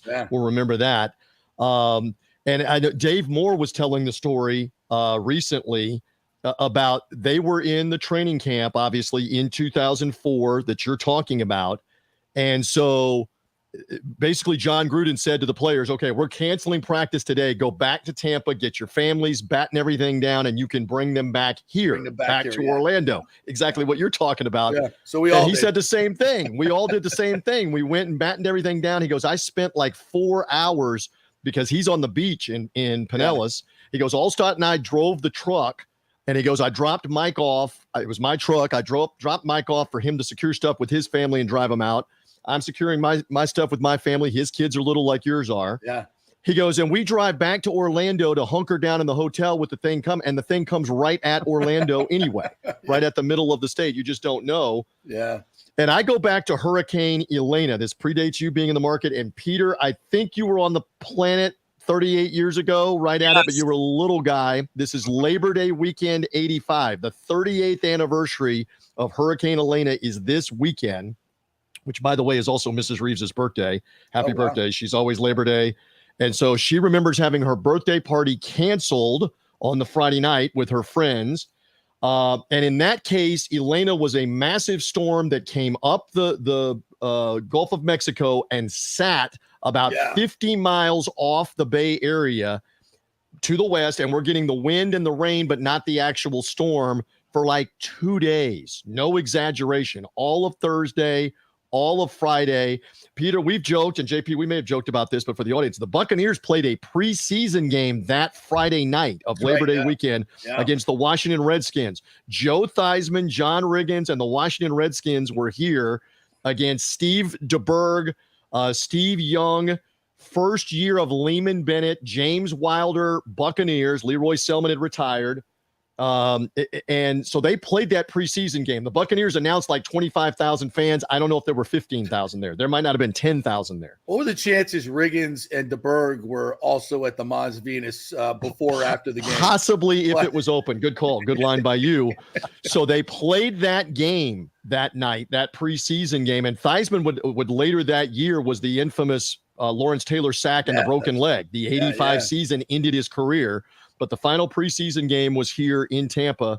Everybody come night. On out to a now we would move it. Now we would because if I'm not mistaken, weren't that same preseason there was another hurricane coming and the Buccaneers were to have played on like a Friday night and they moved the game to Monday night so everybody could evacuate. So I think you were doing the games on Channel 8 when that happened, where they moved it like 48 hours and moved it. So those things can happen. So again, everybody stay safe. It looks like it's going to be much worse up in your old stomping ground and where our buddy, the Hall of Famer Gene Deckerhoff is, and Tallahassee and the Panhandle are in danger. So everybody be safe. If you got relatives, be safe. Because I'm a meteorologist as well as a sportscaster. I'm still concerned about the east side of the storm blowing up the surge up into Tampa Bay. I think and onto the Pinellas Coast as well, and Sarasota. I think that's a real deal. People got to remember, just because you may not get hit by the eye of the hurricane or the front wall, which I think we might get a little bit of that eastern wall as well in Tampa Bay. But that the last two hurricanes, we got the backside. It sucked the water out of the bay. This time we're going to get the east side where it's pushing it up, and it's going to intensify a lot faster over this warm water. They were talking about it's be a two or three. I think it might be worse than that, because we saw that last year. And so this one, I think people are saying it's not going to be as bad. I say not. It depends on where you live. And you know that. It depends on where you live, because again, if you're in Brandon listening to us east, or Plant City watching us, or if you're in New Tampa to the east, you're not going to be nearly as affected as those that are on the coast. And South Tampa. From South Tampa to St. Pete, to pushing that water up in the bay. All the way up the coastline into Pasco and Hernando County and into Citrus County. They're going to get what you're talking about, even if it doesn't come here. You're exactly right. So I remember Charlie from 2004, because we were in the center of that, and it was supposed to hit in Pasco County. Yep. And I also had to intern at WTSP Channel 10, because I remember having to go out and get food for everybody. And then 1985. I haven't heard this story. Yes, what did you go get? What did you go get? Sandwiches, pizza? What you were the early send the intern. Send the intern to go and the beer, and probably the beer. You were the original Uber Eats 19 years ago. That's it. I had to go out to Burger King and get Reginald Roundtree and Ness food, everybody, and that's what we were doing. And it wasn't bad, because it was basically south at that point. All the damage was south. This is tremendous. I've never heard this story. So you're getting the food for Reggie Roundtree, Heather Van Nest, and would that still have been the late Dick Fletcher doing the weather and whoever else doing the weather? That is and correct. You're getting them like Whoppers and fries and drinks. Peter the intern. Yes, Peter the intern and John, Dave Ward. Dave Ward's asking for, hey, can you go to McDonald's and give me a double quarter pounder? Right, get some chicken McNuggets, get some alcoholic beverages. Peter was the original Uber Eats. I love this. The original Drizzly. Yeah. And then John, Reggie's like, go get me a bottle of scotch too while you're at it, kid. We've been here for 18. To get scotch. Go get me some scotch. We've been here for 18 hours. We need something more powerful than a Diet Coke. I would agree. That's it. And then 1985, Elena, because my Meemaw, of course, my grandma, but you call her Meemaw, she would tell my mom, she was yelling at my mom at the time. She's like, Sandra King, you better get out of the house right now. The hurricane's coming. And keep in mind, the lady has been through Donna and also Camille. So she was as hell. Meemaw was a hurricane veteran, and you should have been listening to her. Yeah. Yes, she's right. Yes. So all right. So let's get on to some more pressing matters. Let's talk some Rays, TJ. Yes. Did you hear what David Ortiz said? I have not heard the latest. I just want to note he's saying the same thing I've been saying, and John Smoltz came on the show and said last year it's concerning the Rays and their penchant for doing so well in the regular season and not being able to finish it off. He says the Rays way works great for 162 games, but it's inevitably exposed in 7. with the Red Sox hiring of Chaim Bloom from Tampa and implementing similar organizational philosophies, building through the farm, signing short deals in free agency, churning through the waiving wire, being cheap son of a bitches. Oh, wait, I added that. The deep north takes are easy, bordering on late. What Ortiz believes Tampa's 0 championships owe to roster limitation that he hopes the Red Sox can avoid. He said, quote, everybody's trying to do it the Tampa way at Fenway Park before presenting blah, blah, blah. I really like the Tampa way, the way they function during the regular season or wherever, but it hasn't worked for them during the playoffs. Like every year they're in the playoffs, every year they dominate the division. It's been happening since way before I retired, but with no results. The result is winning it all. Hold on, let me stop you. He obviously doesn't recollect the 2008 7-game series that the Rays beat the Boston Red Sox and went on to the World Series, because I think we were all collectively there when that actually happened. It doesn't ever work. Hold the phone. In 2020, yes, a short regular season, they won 3 playoff series and got to the World Series that year. So I can't go along. I can't go along with it doesn't work at all. Now you can say you haven't won a championship yet with it, but they have won playoff series. They have gone to the World Series. When's the last time? Well, I guess we go back to 2020. They won 3-gamer and a 5-gamer. And then a 7-gamer where they almost blew the 3-0 lead to the Astros, all in the San Diego Stadium against New York and against the Houston Astros. But they still won the series. Yeah. So I think the bigger point here is Mookie Betts, right? That's what he was talking about, who came in with the Dodgers this weekend, went 7 for 15 with a home run and got more ovations than any Red Sox player did. And that, basically Chaim Bloom didn't want to pay him into his 30s. And my point has been, these are the players you need to win World Series. These are the players you need to win in the postseason. The Bryce Harpers, the Mookie Betts, the superstars that know how to hit elite pitching, that are there for the moment to come up with those big hits in the postseason. And it's something that the Rays, especially offensively, have not been able to come up with. And I've said this, and John Smoltz has said this, that they love the regular season. They know how to win in the regular season, but the postseason is always going to be a problem until you start spending some money on some of these more seasoned veterans who know how to win in the playoffs. I think that's fair. No? To an extent. But again, for the better part of 3 decades, there's a group of about 6 or 8 teams that play different financial rules. All right, I think we lost him there, so let's go ahead and remove him out of there. Hold on real quick. There he is. He's back. He's back. There he is. Okay. All right, let's go back to him. Are you there, TJ? Yeah, sometimes that happens. So He's frozen. Hurricane Adelia got him. That's it. I mean, look, this is going to be the age-old debate with the way the Rays do things, and I just think that it's played out. You see it every postseason. It's the Verlanders. It's the Mookie Betts. It's the superstars, the Bryce Harpers. They come up with the big hits, those moments, those postseason moments. It's rare that you see a Randy Arozarena go on a 10 home run tear in the postseason, which is what he did and led the Rays to the postseason. But that's as rare as the Rays signing big time players. That's not what they do, and hasn't been what they do. And Wander Franco was the exception to that. Of course, he's not a seasoned veteran and hasn't done really anything in the postseason, but you see where that got him.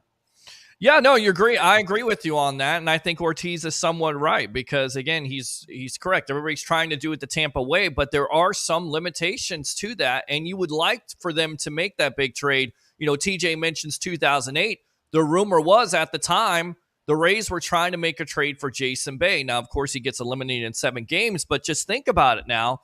You give up those prospects, and I believe it was Jeremy Hellickson, Wade Davis at the time. You give up those prospects who weren't fully developed for Jason Bay.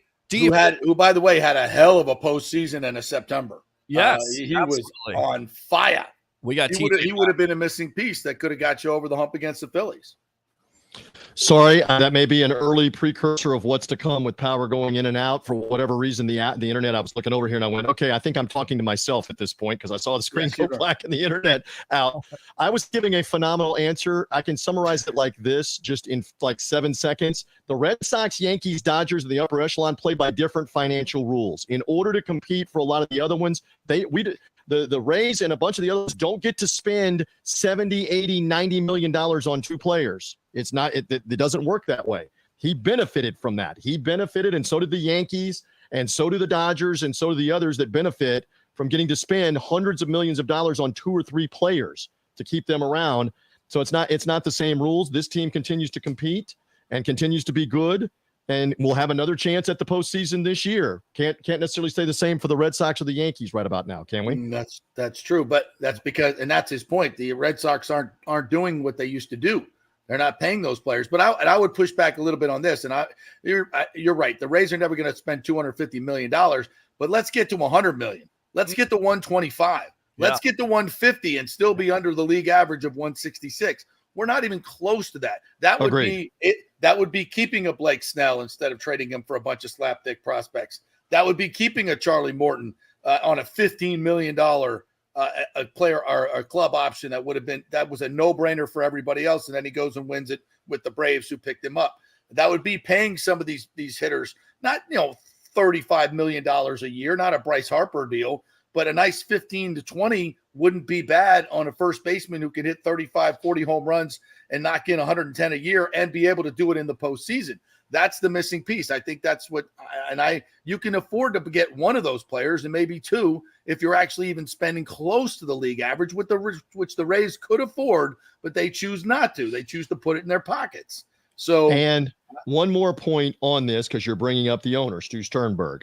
John Henry is still the owner of the Boston Red Sox, and ultimately it's up to him on how much money he wants to spend on talent or not. That's right. Bloom works for him on this is going to be our decisions in free agency, and I'm willing to extend the money on these contracts or not.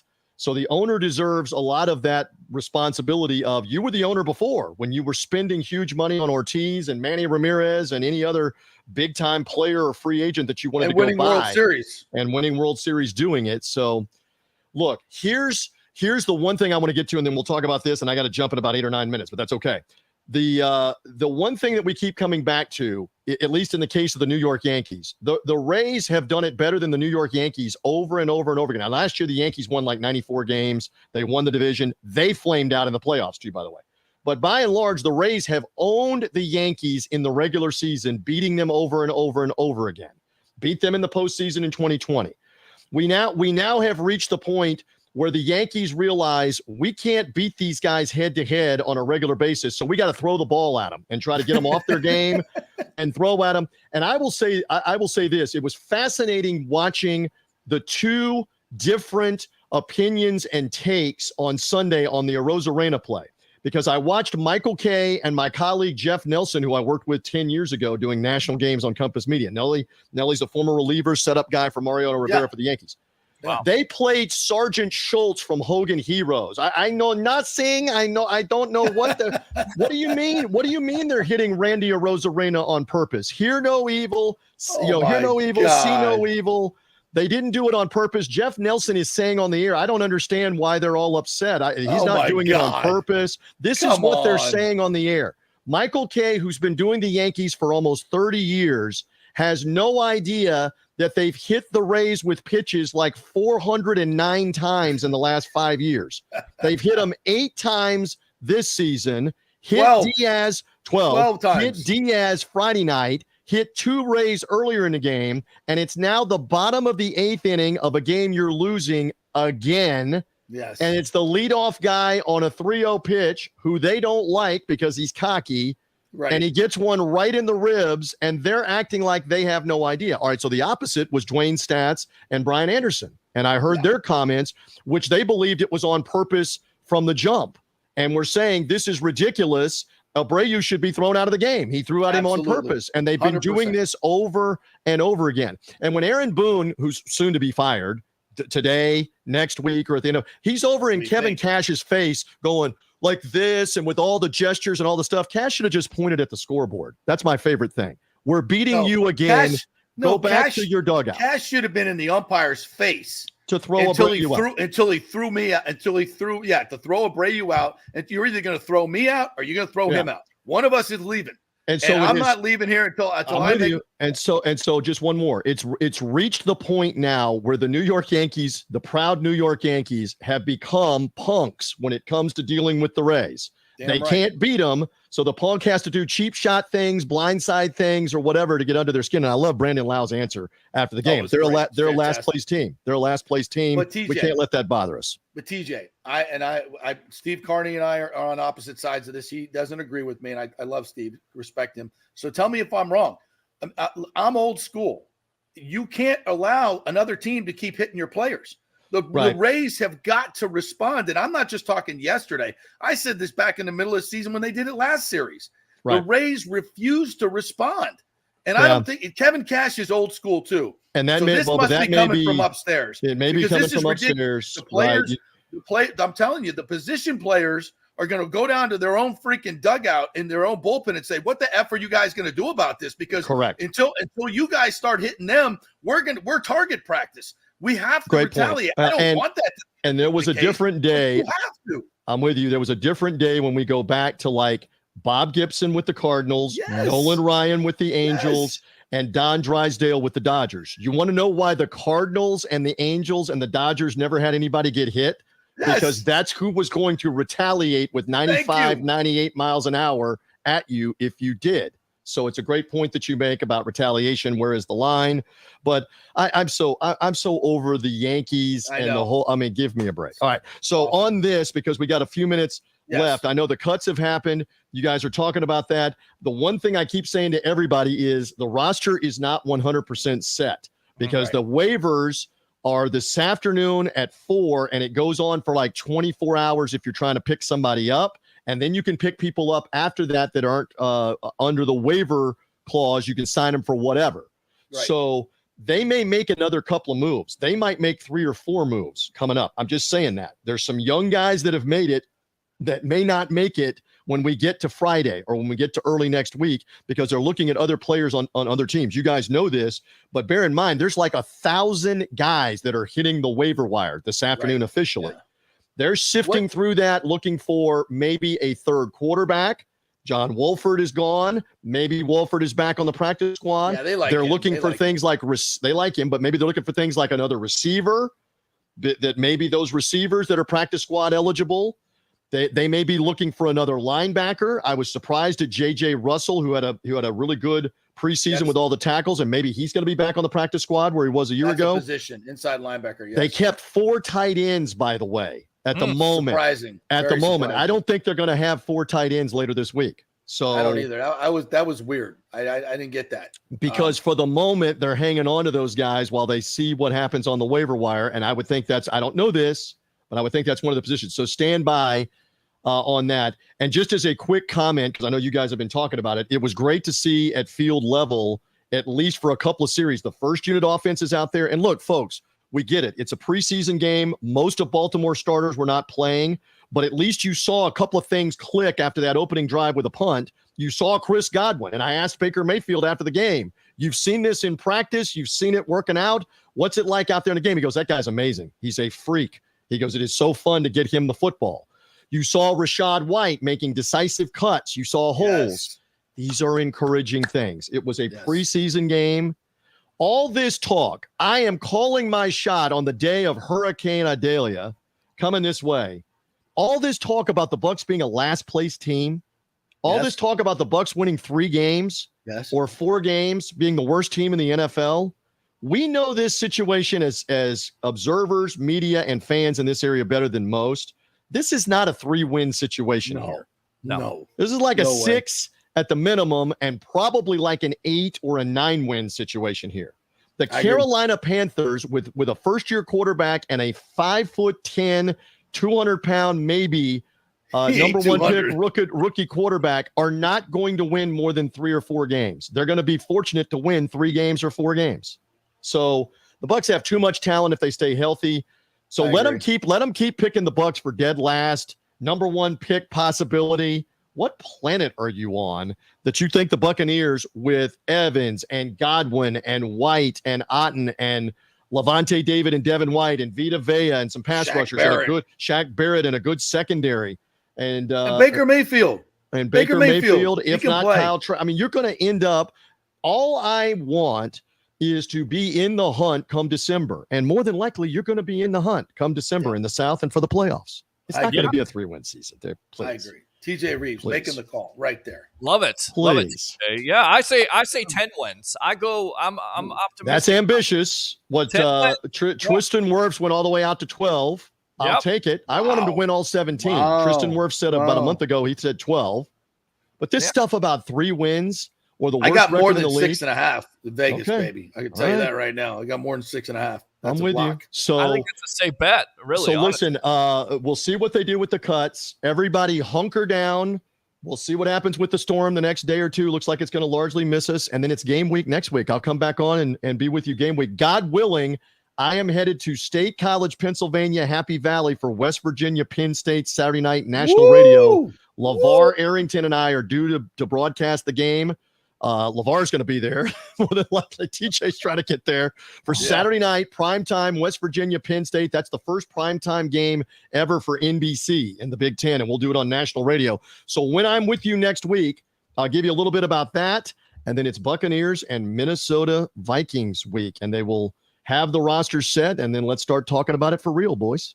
And Mrs. Reeves is cooking chicken wings for the Come hurricane on. party. Chicken wings, burgers. If you need some food, come this way. North Tampa, Lutz, Pasco, Land O'Lakes in the region. Come on to the Reeves if you need some food. We're here. All right. Thanks, TJ. Appreciate it, brother. All right. Coming up next, we have a first. Open phone lines on the JP Peterson show and Peter Blake as well. So give out the phone numbers. Pump it up, Peter Blake. Yeah, absolutely. 727-255-0391. And the other number, in case you can't get through, 727-409-7528. We're going to break right now? Yeah, drunk people do not apply. Buccaneer John, stay off my show, you drunk.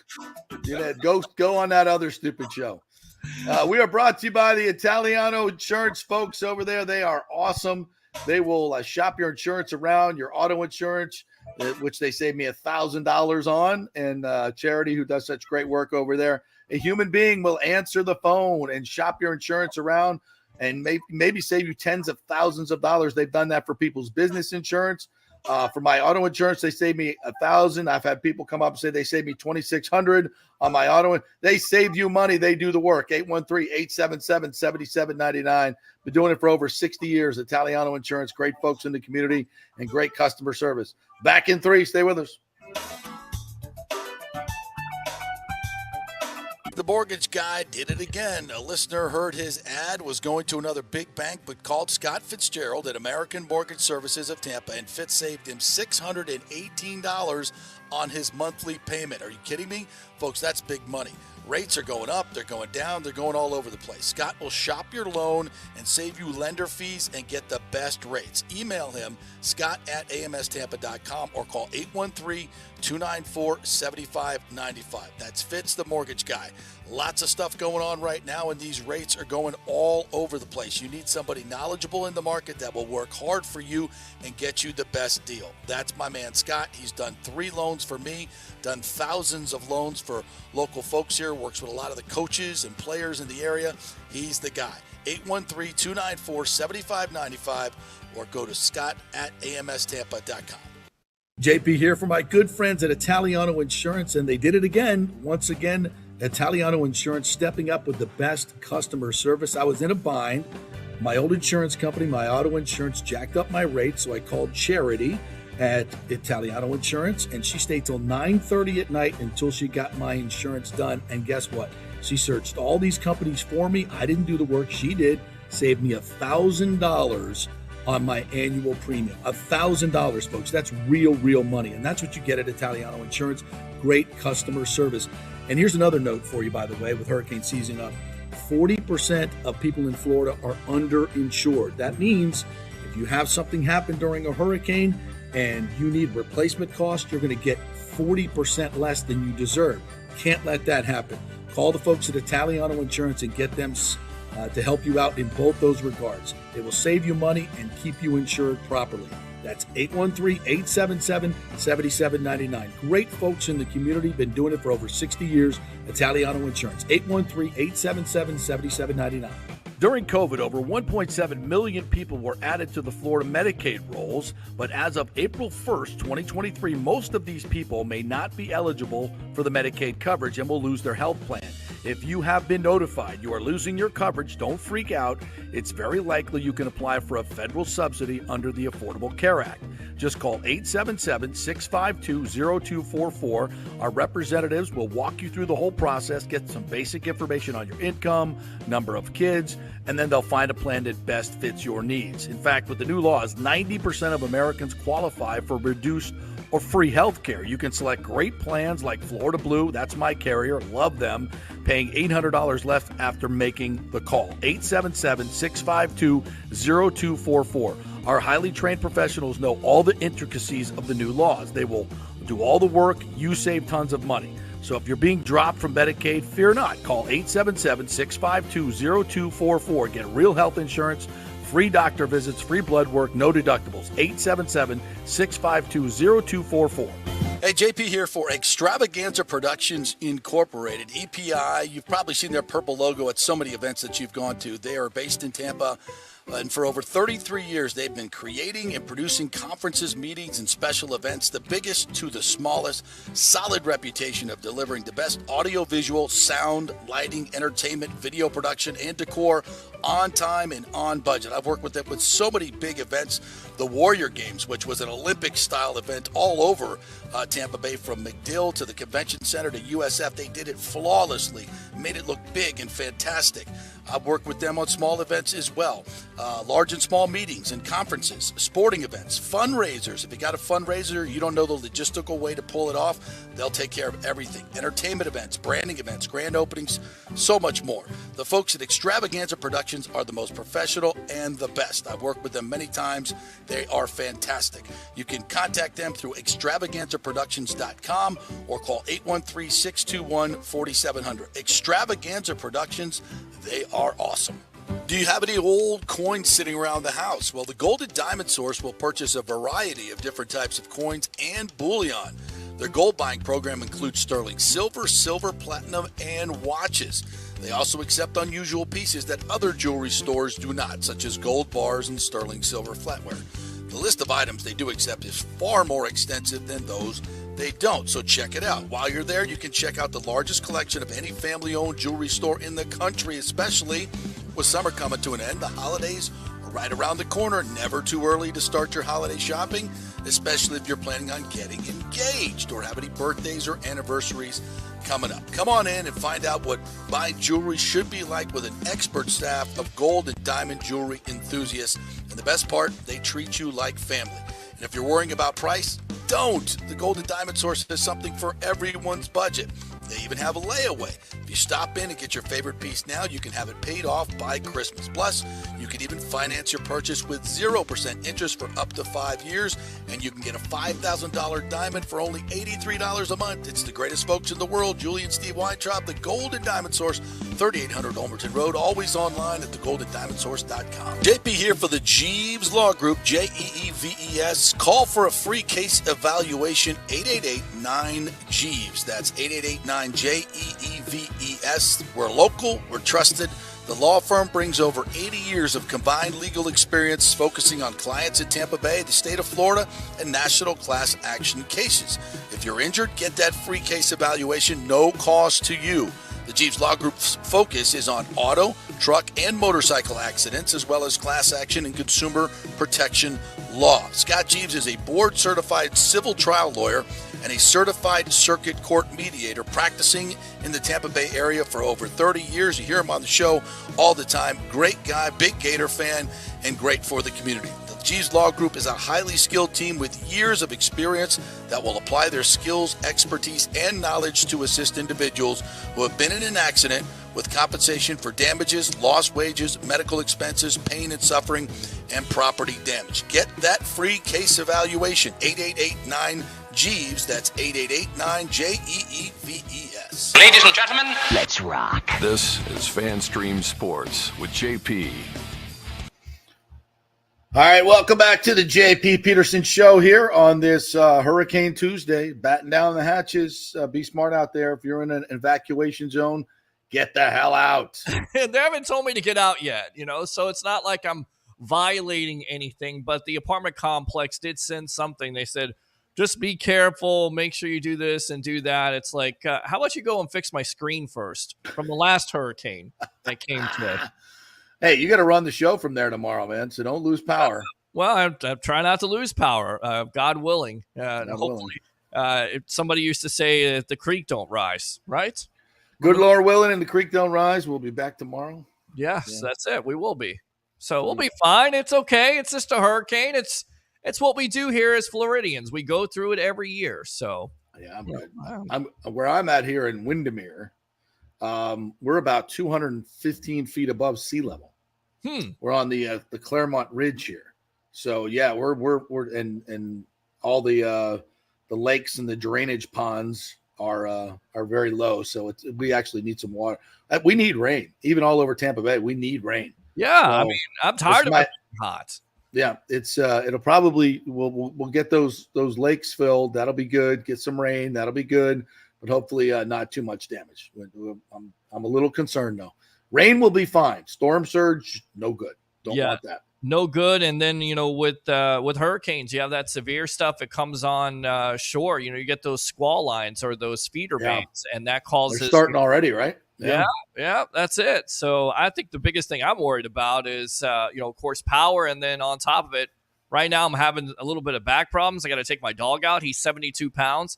He likes running in the water. So I feel like if it rains a lot here, he's going to love to run through that. So I got to watch that. Let him off the leash, Peter. Just let him go. Yeah. Just let him go. Run down the block. Yeah. So the apartment. He's coming back, isn't he? No.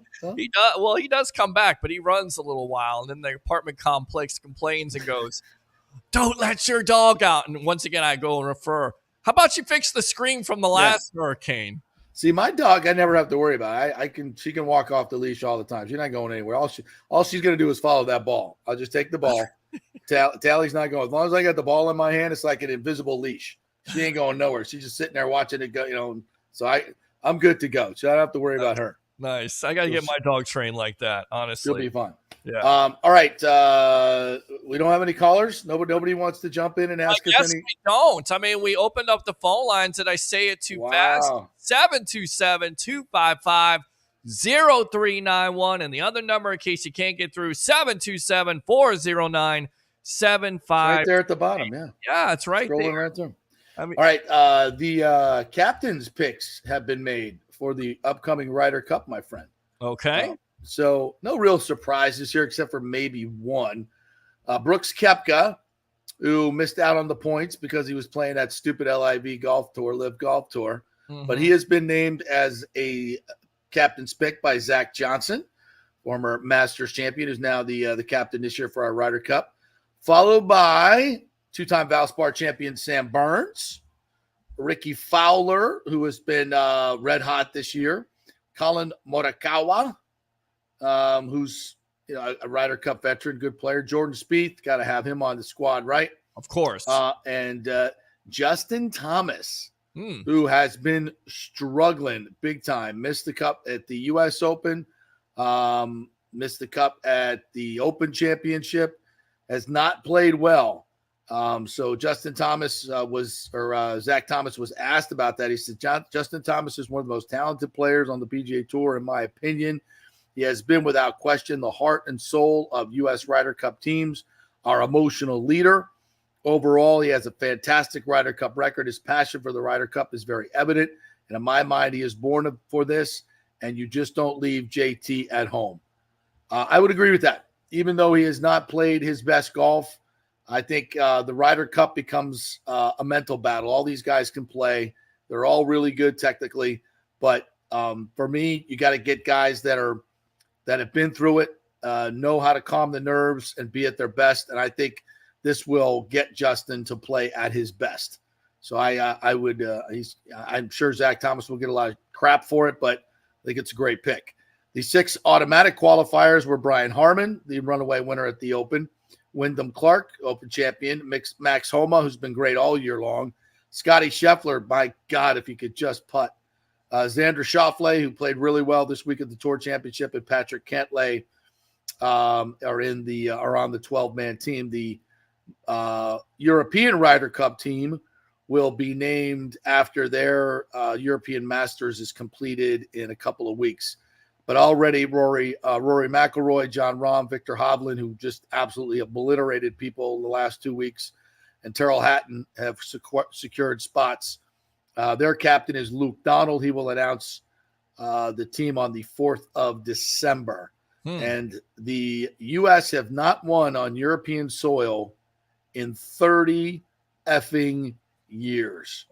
30 years. Last one coming at the Belfry in Warwickshire in 1993. I'm going to put it out there. Can they break the curse? Can they do it? Can they get it done this year? Can Thomas rise to the occasion? Why or why not, JP?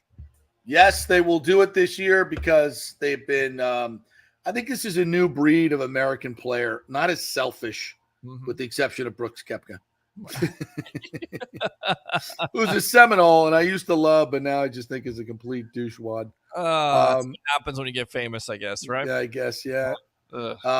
Sam Burns, Ricky Fowler, Morikawa is a bit of a douche, I think, kind of. Jordan Spieth, love him. Brian Harmon, I mean, how can you not root for that cat? Wyndham Clark, these Max Homa, these are kind of some of the new guys. We'll see if they can answer the bell. But Scotty Scheffler, nobody hits the ball better than Scotty Scheffler. Nobody. Xander Schauffele has been playing tremendous golf. Patrick Cantlay. I like this group. There's no Tiger Woods in there. And Brooks Koepka hopefully can get along with everybody. But I like this group. Now you look at the European group, and they've never been more talented. I mean, Hovland is playing tremendous golf. John Rahm, number 1 in the world. Rory's been tremendous. Terrell Hatton, but the depth of that team, not nearly as good as the depth on the U.S. team, and that's where you win it. Well, hey, listen, we'll have Paul Stewart on tomorrow from across the pond, so we will have a vigorous debate on this. I will come prepared with numbers, and I'm sure he will, because that's what he does. So we will have a vigorous Ryder Cup debate tomorrow on the JP Peterson Show.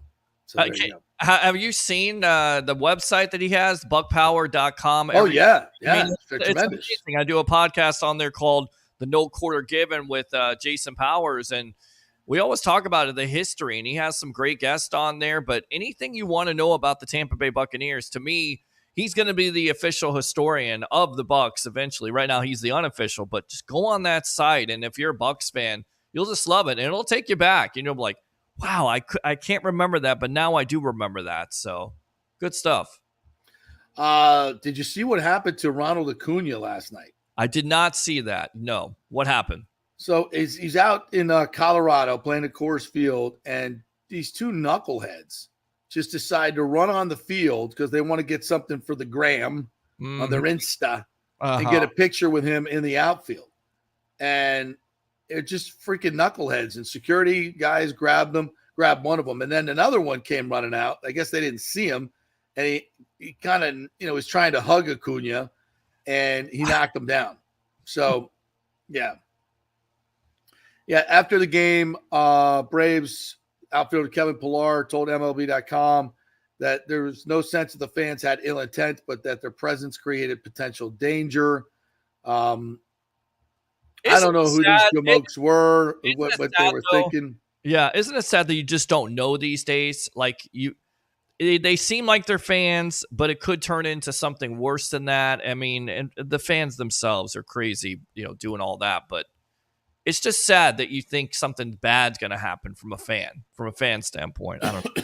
Yeah, you just can't have that. But why? Like, what is wrong with people? Everything's got to be on social media. Let's do this. Is this the new TikTok challenge now? Jesus, people have some, but there's got to be, I don't want to be an a-hole about this, but there's got to be some consequences for these guys, man. Sure. Otherwise, you're just encouraging it. It seems like nothing ever happens to these people who run on the field and, could create really, really bad situations. So somebody needs to be made example of. Throw them in jail for 6 months.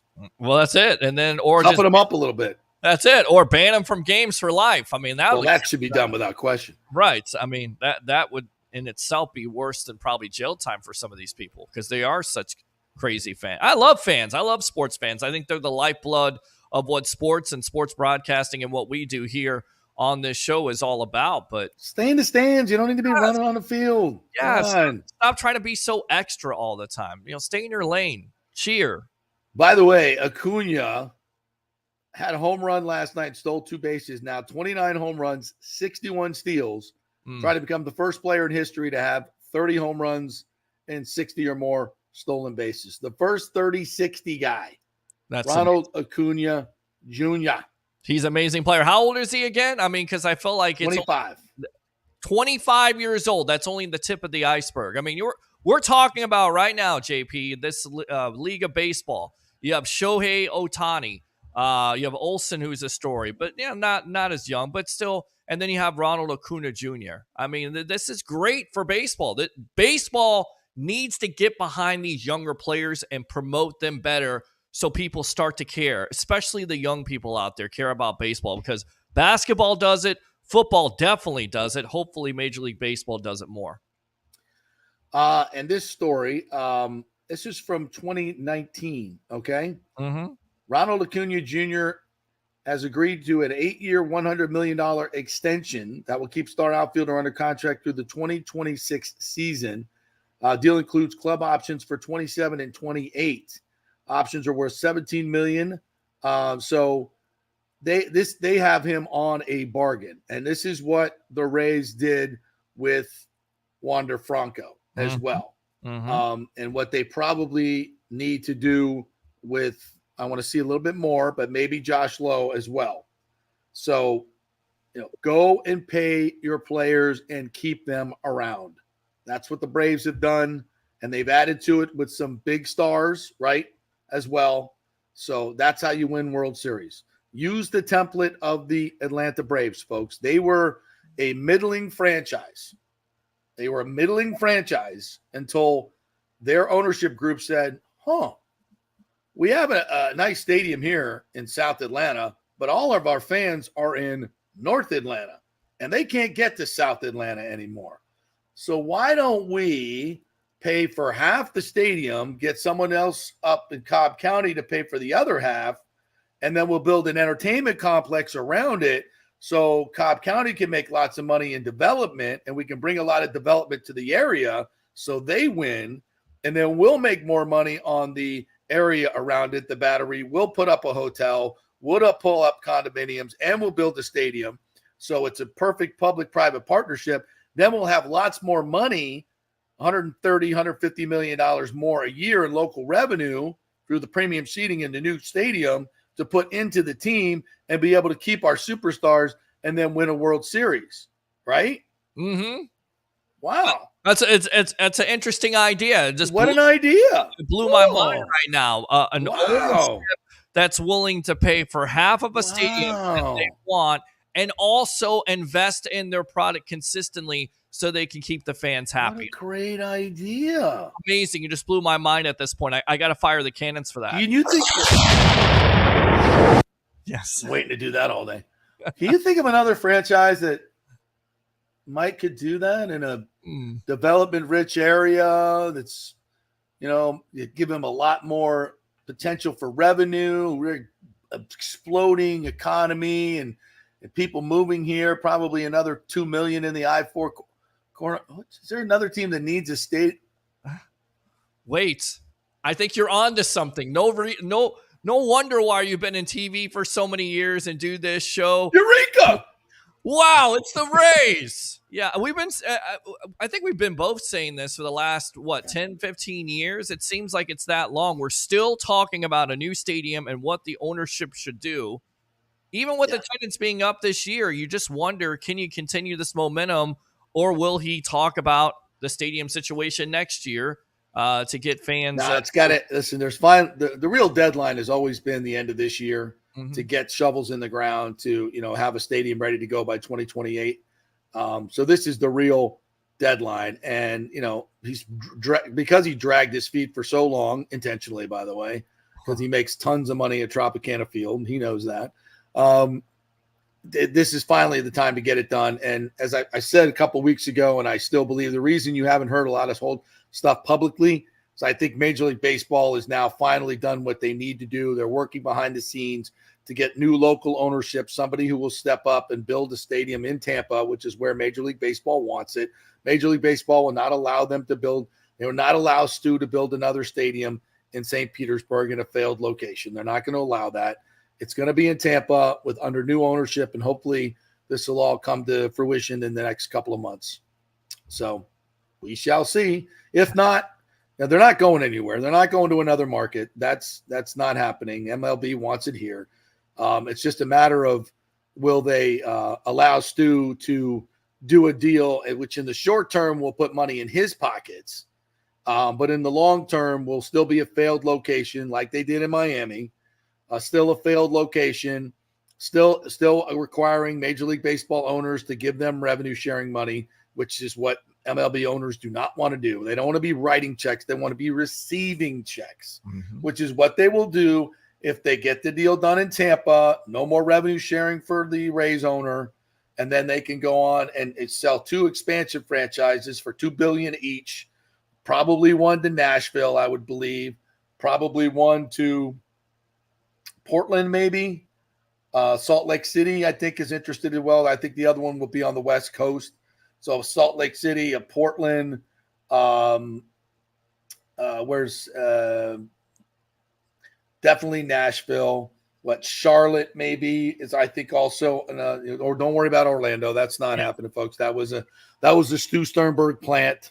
That was So you don't no public money, no owners, no nothing. Just let's put pressure on Hillsborough County and make them think we're moving to Orlando. Right. Pat Williams, so you didn't believe in the Orlando deal. What was that name called? What were they called? The Dreamers. The Dreamers. You're dreaming if you think this team is going or any other team is going to Orlando. No way, no how. Not happening. Not happening. Dreamers. All right. What else? Oh, did you watch the Coco Gauff match at the U.S. Open? I love my tennis. You know this. I love my tennis. Coco Gauff last night playing against Shepke, or I forget what the girl's name was. Bit of controversy. So the girl was taking, would not get ready for the serve for Coco. Like you have to play to the server's tempo if you're the receiving serve. So when the server's ready to serve, you got to get in the box and be ready, right? If you're dilly-dallying with the towel and all the other stuff, the umpire, the chair umpire, has leeway to call you for a time violation, which she did, and then it went back and forth. Coco got called, and the crowd got into it, and Coco had a 5-1 lead in the third and almost choked it away with double faults, but came back and finally won it. So Coco Gauff advances. And did you see Novak Djokovic played last night at the U.S. Open? That unvaccinated scum. Oh my God. There's a new variant out there, and they're letting this guy come into the United States unvaccinated and play in front of 20,000 people and breathe all over them. Oh my God. God. Oh my God, this unvaccinated. How can New York allow this to happen? This unvaccinated scum. All of you unvaccinated scum that are killing, that were putting the world in danger, and they're still letting this guy traipse around the world and infect people. I mean, it's not like look at him. He's not fit. He's not healthy. Clearly, this guy is a public menace and a danger. How did they let him play at the U.S. Open this year? It's unconscionable. Oh my God, what is wrong with these people? I seen it yesterday. I'm sorry. I was going to Walgreens and I seen 2 people walk out with masks. I'm like, oh, I ain't doing this again. There we go. And they're wearing masks in their cars now too. Explain that to me. How does that work? Why do you do that? Doesn't work. Why do you wear a mask in your car in the first place? It's your some common sense and read a study or 2. It doesn't work. Yeah. Oh. Yeah. We've heard rumors that there's already colleges and places already coming back with this social distancing, which also doesn't work, you morons. Jesus. But social distancing is my social life. Yeah, exactly. So, Richie P says, "Get to the ABC liquor before the power goes out." There's also some rumblings here that you like the Diamond Dolls place. You and Reggie Roundtree will be hanging out at Diamond Dolls. They have a generator over there. Yeah, I think Jason Powers has been spreading rumors out there, but he is actually my chaperone. We go to Tampa sometime. Just joking. Okay, all right. Diamond Dolls, huh? Yeah, Reggie, I guess. Reggie's been out. I've seen him out a couple of times when I wasn't interning. So everybody's seen Reggie out around town. Everybody knows. Of course. Reggie's the man about town. Absolutely. Love Reggie. We got to get Reggie on the show. Let's get Reggie on the show. Let's Absolutely. do it. Let's do that. Yeah. All right. That'll do it for this Hurricane Tuesday, folks. Batten down the hatches. Be smart. Don't be an idiot one way or another. Don't go crazy, but be smart. Thanks to TJ Reeves, who joined us today. And also the great JC Allen from Pewter Report. If you missed anything, don't forget we're on Apple and Spotify podcasts. To subscribe there. Also subscribe to our new YouTube page, which is FanStream Sports DSP Media. Subscribe there. We'll be migrating over there in the next week or so. Download our new app, FanStream Sports, the new one. Get the new app, and you can listen to the show there as well. Have a great day, everybody. Great job, Peter. We will see you tomorrow.